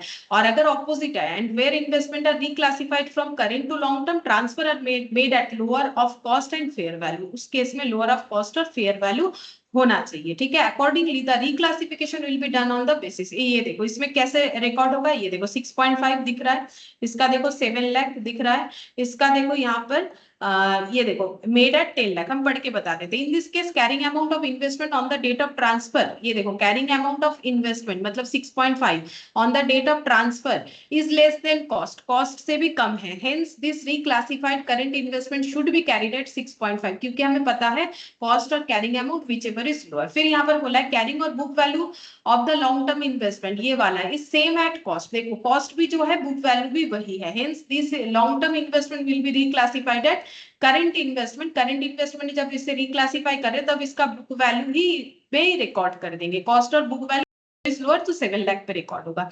और ये वाला देखो in this case reclassification of current investment to long term, current से जब लॉन्ग टर्म हो रहा है investment will be made at 10 lakh, मतलब कॉस्ट 10 लाख था, as cost is less than its market value, market value है 12 लाख, कॉस्ट से मार्केट वैल्यू कम है दैट इज 12 लाख, ठीक है। तो यहाँ पर बोला है reclassification of current investment into long term investment will be made at 10 lakh, 10 lakh में ही हमें करना है, ये देखो आंसर 10 लाख, क्यों, क्योंकि कॉस्ट जो है वो market value that is 12 lakh से कम है, तो कॉस्ट और market value whichever is lower, उस बेसिस पे ये आंसर भी हमारा कंप्लीट होता है। बाकी तुम लोग लिख के प्रैक्टिस करना, तुम लोग का रिस्पॉन्सिबिलिटीज है, ठीक है। अच्छा अब यहाँ पर नेक्स्ट देखते हैं, ये हो गया हम लोग का 14th नंबर, तो ठीक है यहाँ चले आओ। यहाँ पर ये थियोरेटिकल है तो तुम लोग खुद से ये कर सकते हो। यहाँ पर 10 हो गया, 11 हो गया, 12 हो गया, 13 भी हो गया, 14 भी हम लोगों ने कर लिया। चलो यहाँ और एक क्वेश्चन है वो बता देते हैं। यहाँ पर हमें क्वेश्चन दिया है कि mister x acquired 200 shares of A company on come right basis for 70,000, ठीक है। कम राइट मतलब इंक्लूडिंग द राइट, ठीक है, इंक्लूडिंग द राइट होता है। He subsequently received an offer of right to acquire fresh shares in the company in the proportion of 1:1. 1:1 में company ने क्या किया है, मतलब कंपनी जब राइट शेयर इशू करेगी ना, मतलब इनके पास राइट शेयर लेने का जो है राइट्स अवेलेबल है, कम राइट का मतलब, तो कितना 1:1 में कंपनी बोल रहा है राइट शेयर जो है वो डिक्लेयर कर रहा है 107 रुपीज करके। He does not subscribe but sell all the rights for 12,000, उन्होंने सब्सक्राइब नहीं किया और सारे राइट राइट शेयर्स को 12,000 में जो है सेल कर दिया। Market value of the shares after their becoming ex right. अब देखो जैसे ही मतलब राइट डिक्लेयर हो जाता है उसके बाद बोल रहा है कि एक्स राइट वैल्यू, ठीक है ना, market value of the shares after their becoming ex right has also gone down to 60,000। Actually जब राइट शेयर करवाया जाता है तो वहां पर ये वाला पॉइंट रहता है। यहाँ तो कुछ डिटेल्स बोला नहीं है तो मैंने भी ज्यादा कुछ right shares, normally right share जो है वो तो मैंने बोला। अब ये कम राइट और एक्स राइट का मतलब होता है, देखो एक्स राइट का मतलब है कि राइट डिक्लेयर हो जाने के बाद का शेयर का वैल्यू, ठीक है, एक्सक्लूडिंग राइट और कुछ नहीं। कम राइट का मतलब है क्यूमुलेटिव ऑफ राइट्स, ठीक है, राइट्स के साथ शेयर का वैल्यू, और ये राइट्स के अलावा। तो राइट इशू होने के बाद शेयर का वैल्यू जो है वो कम हो जाता है, ठीक है। तो बोला है कम होके कितना हो गया, 60,000, 70,000 वाला share. What should be the accounting treatment in this case? इस केस में हमारा अकाउंटिंग इन्वेस्टमेंट क्या, सॉरी जो ट्रीटमेंट है वो क्या होना चाहिए? तो उसका भी हम प्रोविजंस लिखवा देते हैं, वही प्रोविजन से आंसर देना है। तो प्रोविजंस है, लिख लो, if investment acquired on come right basis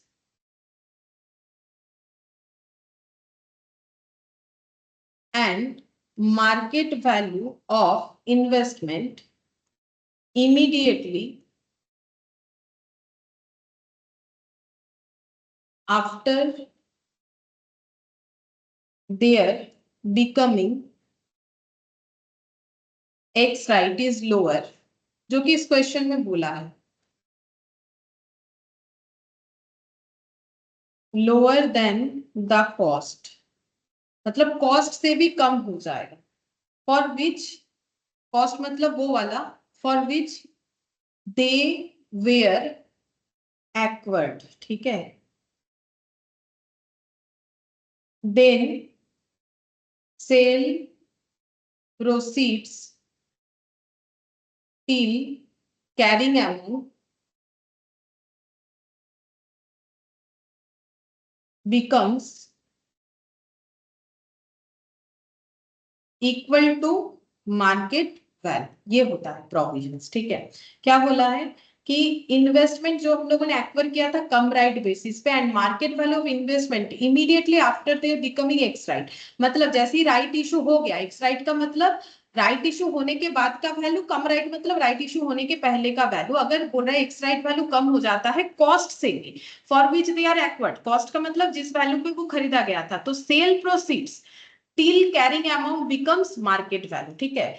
तो बोल रहा है कि जो सेल प्रोसीड्स आया है, ठीक है, टिल कैरिंग अमाउंट तक, वही हम लोग का मार्केट वैल्यू होगा। अब देखो इस क्वेश्चन में क्या बोला है, मिस्टर एक्स ने 200 शेयर्स एक्वायर किया था कम राइट बेसिस पे, ठीक है, कम राइट बेसिस फॉर 70,000। तो राइट इशू होने के पहले का वैल्यू था 70,000। फिर उसने क्या किया, राइट का ऑफर एक्सेप्ट किया, और राइट इशू होने के बाद शेयर्स का वैल्यू जो है वो हो चुका है, देखो 12,000, तो कॉस्ट से भी कम हो चुका है, ठीक है। अच्छा, अब यहाँ पर देखो इन्होंने कितने में राइट शेयर खरीदा होगा, 200 शेयर्स था, तो एक के बदले, तो 200 के बदले 200 राइट शेयर्स मिलने वाला था, ठीक है, जिसको उन्होंने 12,000 पे सेल कर दिया, ठीक है। 200 के बदले 200 ही राइट शेयर मिलने वाला था, जिसको उन्होंने 12,000 पे सेल कर दिया। Market value of the shares बोल रहा है 60,000, मार्केट वैल्यू 60,000 वाई, मतलब शेयर जब परचेज हुआ था, मतलब ये राइट के पहले था 70,000, एक्स राइट 60,000, ये देखो कम राइट वैल्यू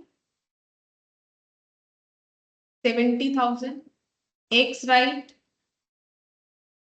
60,000, यही बोला है क्वेश्चन में, एक्स राइट 60,000, लेकिन उन्होंने सेल कर दिया है, cell all rights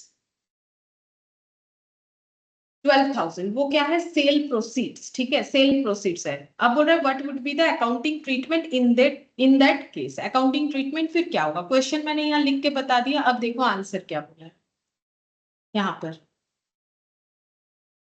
9th number, देखो जो मैंने अभी लिखवाया वही बोला है, as per AS 13 where the investment are acquired on come right basis and the market value of the investment immediately after becoming ex right is lower than the cost for which they are acquired, अभी लिखवाया सारा provision। It may be appropriate to apply the sale proceeds of right to reduce the carrying amount of such investment to market value। बोल रहा है कि ये sale proceeds of right जो है इसको यूज करना है हमें कैरिंग अमाउंट को कम करने के लिए, मतलब ये वाले वैल्यू को कम करने के लिए, ताकि वो मार्केट वैल्यू तक पहुंच जाए। In this case the amount of ex right value of 200 shares bought by X immediately after the declaration of right falls to 60,000। बोल रहा है ये गिर के 60,000 में आ गया, ये देखो एक्स राइट वैल्यू, ठीक है। In this case out of the sale proceeds of 12,000, 10,000 be applied to reduce the carrying amount to bring it to the market value. देखो अगर मुझे मार्केट वैल्यू में लाना है, ठीक है, तो मार्केट वैल्यू में अगर लाना है तो मुझे कितना लेस करना पड़ेगा, ठीक है। ये देखो यहाँ पर बोला है in this case out of the sale proceeds of 12,000, ये जो 12,000 है इसमें से 10,000 और 2,000 हमारा सेपरेट कर लेना है, ठीक है। किस बेसिस पे, देखो 10,000 को अप्लाई करेंगे रिड्यूस कैरिंग अमाउंट, ये अप्लाई होगा to reduce carrying amount, to reduce carrying amount. अब तुम लोग बोलोगे कि 10,000 ही क्यों, बताते हैं वो भी देख, क्योंकि मुझे क्या करना है, वैल्यू को 60,000 तक डाउन करना है। तो 70,000 से कितना लेस करने से 60,000 हुआ 10,000, वो मुझे कहाँ से लेना है, सेल वैल्यू से लेना है। तो हम सिर्फ 10,000 ही लेंगे, तो फिर बाकी 2,000 को क्या करना है वो भी बताया है। 2,000 को पीएल में दिखा दो, ये इनकम है, पीएल में दिखा दो, ठीक है। तो बोल रहा है कि कम राइट वैल्यू और एक्स राइट वैल्यू में जो भी डिफरेंस है, ठीक है, जितने का भी कमी हुआ है उस कमी को पूरा करने के, मतलब क्या करना है, हमें कम राइट वैल्यू को भी कम करके लेके आना है एक्स राइट तक, जितने का डिक्लाइन हुआ है। तो वो कहां से लेना है, सेल प्रोसीड से, टिल कैरिंग अमाउंट, जब तक हम लोग कैरिंग अमाउंट तक ना पहुंच जाए, ठीक है। तो कैरिंग अमाउंट तक पहुंच गए 60,000, क्योंकि अभी तो मुझे बुक्स कैरिंग अमाउंट मतलब ये वाला, क्योंकि अभी तो मुझे बुक्स में 60,000 में ही उसे दिखाना है, वैल्यू पहले था कभी 70,000, अभी तो 60 हो गया। तो कैरिंग अमाउंट तक ना पहुंच जाए तब तक हमें सेल वैल्यू का यूज करना है वैल्यू को डाउन करने के लिए। तो यहाँ से टेल लेने से काफी है, और बाकी 2,000 बच गया पीएल में दे देंगे, अगर नहीं बचेगा तो पीएल में नहीं देंगे, ठीक है। इस तरीके से होगा। तो ये हो गया हम लोग का 9th नंबर कंप्लीट, ठीक है, और पूरा ही कंप्लीट हो गया। अब जो एमसीक्यूज है वो भी बता देते हैं। The cost of right share is, ठीक है, राइट शेयर का कॉस्ट क्या किया जाता है, काफी सारा क्वेश्चन हम लोगों ने किया, ये हम लोग ऐड करते हैं कॉस्ट ऑफ इन्वेस्टमेंट में। अब ये देखो सिंपल सा बात है, कॉस्ट ऑफ इन्वेस्टमेंट में ऐड करने का मतलब आज भी किया था, ये देखो राइट शेयर का कॉस्ट हम लोग कॉस्ट ऑफ इन्वेस्टमेंट में ऐड करते, तभी तो यहाँ पर दिखाते हैं। ये देखो आज ही किया क्वेश्चन राइट शेयर, तो ये हम लोग का आंसर हो जाएगा ऑप्शन ए, ठीक है।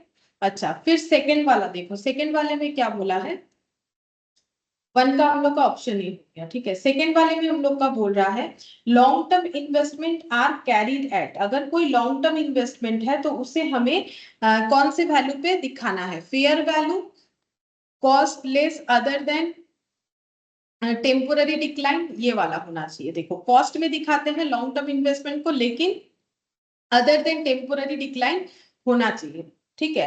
अदर देन टेम्पोररी मतलब हम लोगों का अगर परमानेंट हुआ तब कॉस्ट में नहीं दिखा सकते हैं, ठीक है। तो सेकंड वाला हम लोग का बी हो जाएगा। देखो फेयर वैल्यू में तो दिखाते नहीं, अब ये कहाँ पता चल रहा है, ये देखो लास्ट दिन का हमें कैसे दिखाना है, वैल्यू डेट कॉस्ट दिखाना है, तो ये हमेशा होगा कॉस्ट, फेयर वैल्यू तो होगा नहीं। और कॉस्ट और market value whichever is higher whichever is lower, ये सब तो कुछ प्रोविजंस है नहीं उसके ऊपर। करंट इन्वेस्टमेंट और कैरी डेट, करंट इन्वेस्टमेंट को कैसे वैल्यू किया जाता है, कॉस्ट और मार्केट वैल्यू और fair value whichever is lower, तो ये वाला होगा कॉस्ट और fair value whichever is lower, सिर्फ फेयर वैल्यू सिर्फ कॉस्ट या फिर हायर, ये तीनों में से कुछ भी नहीं होने वाला।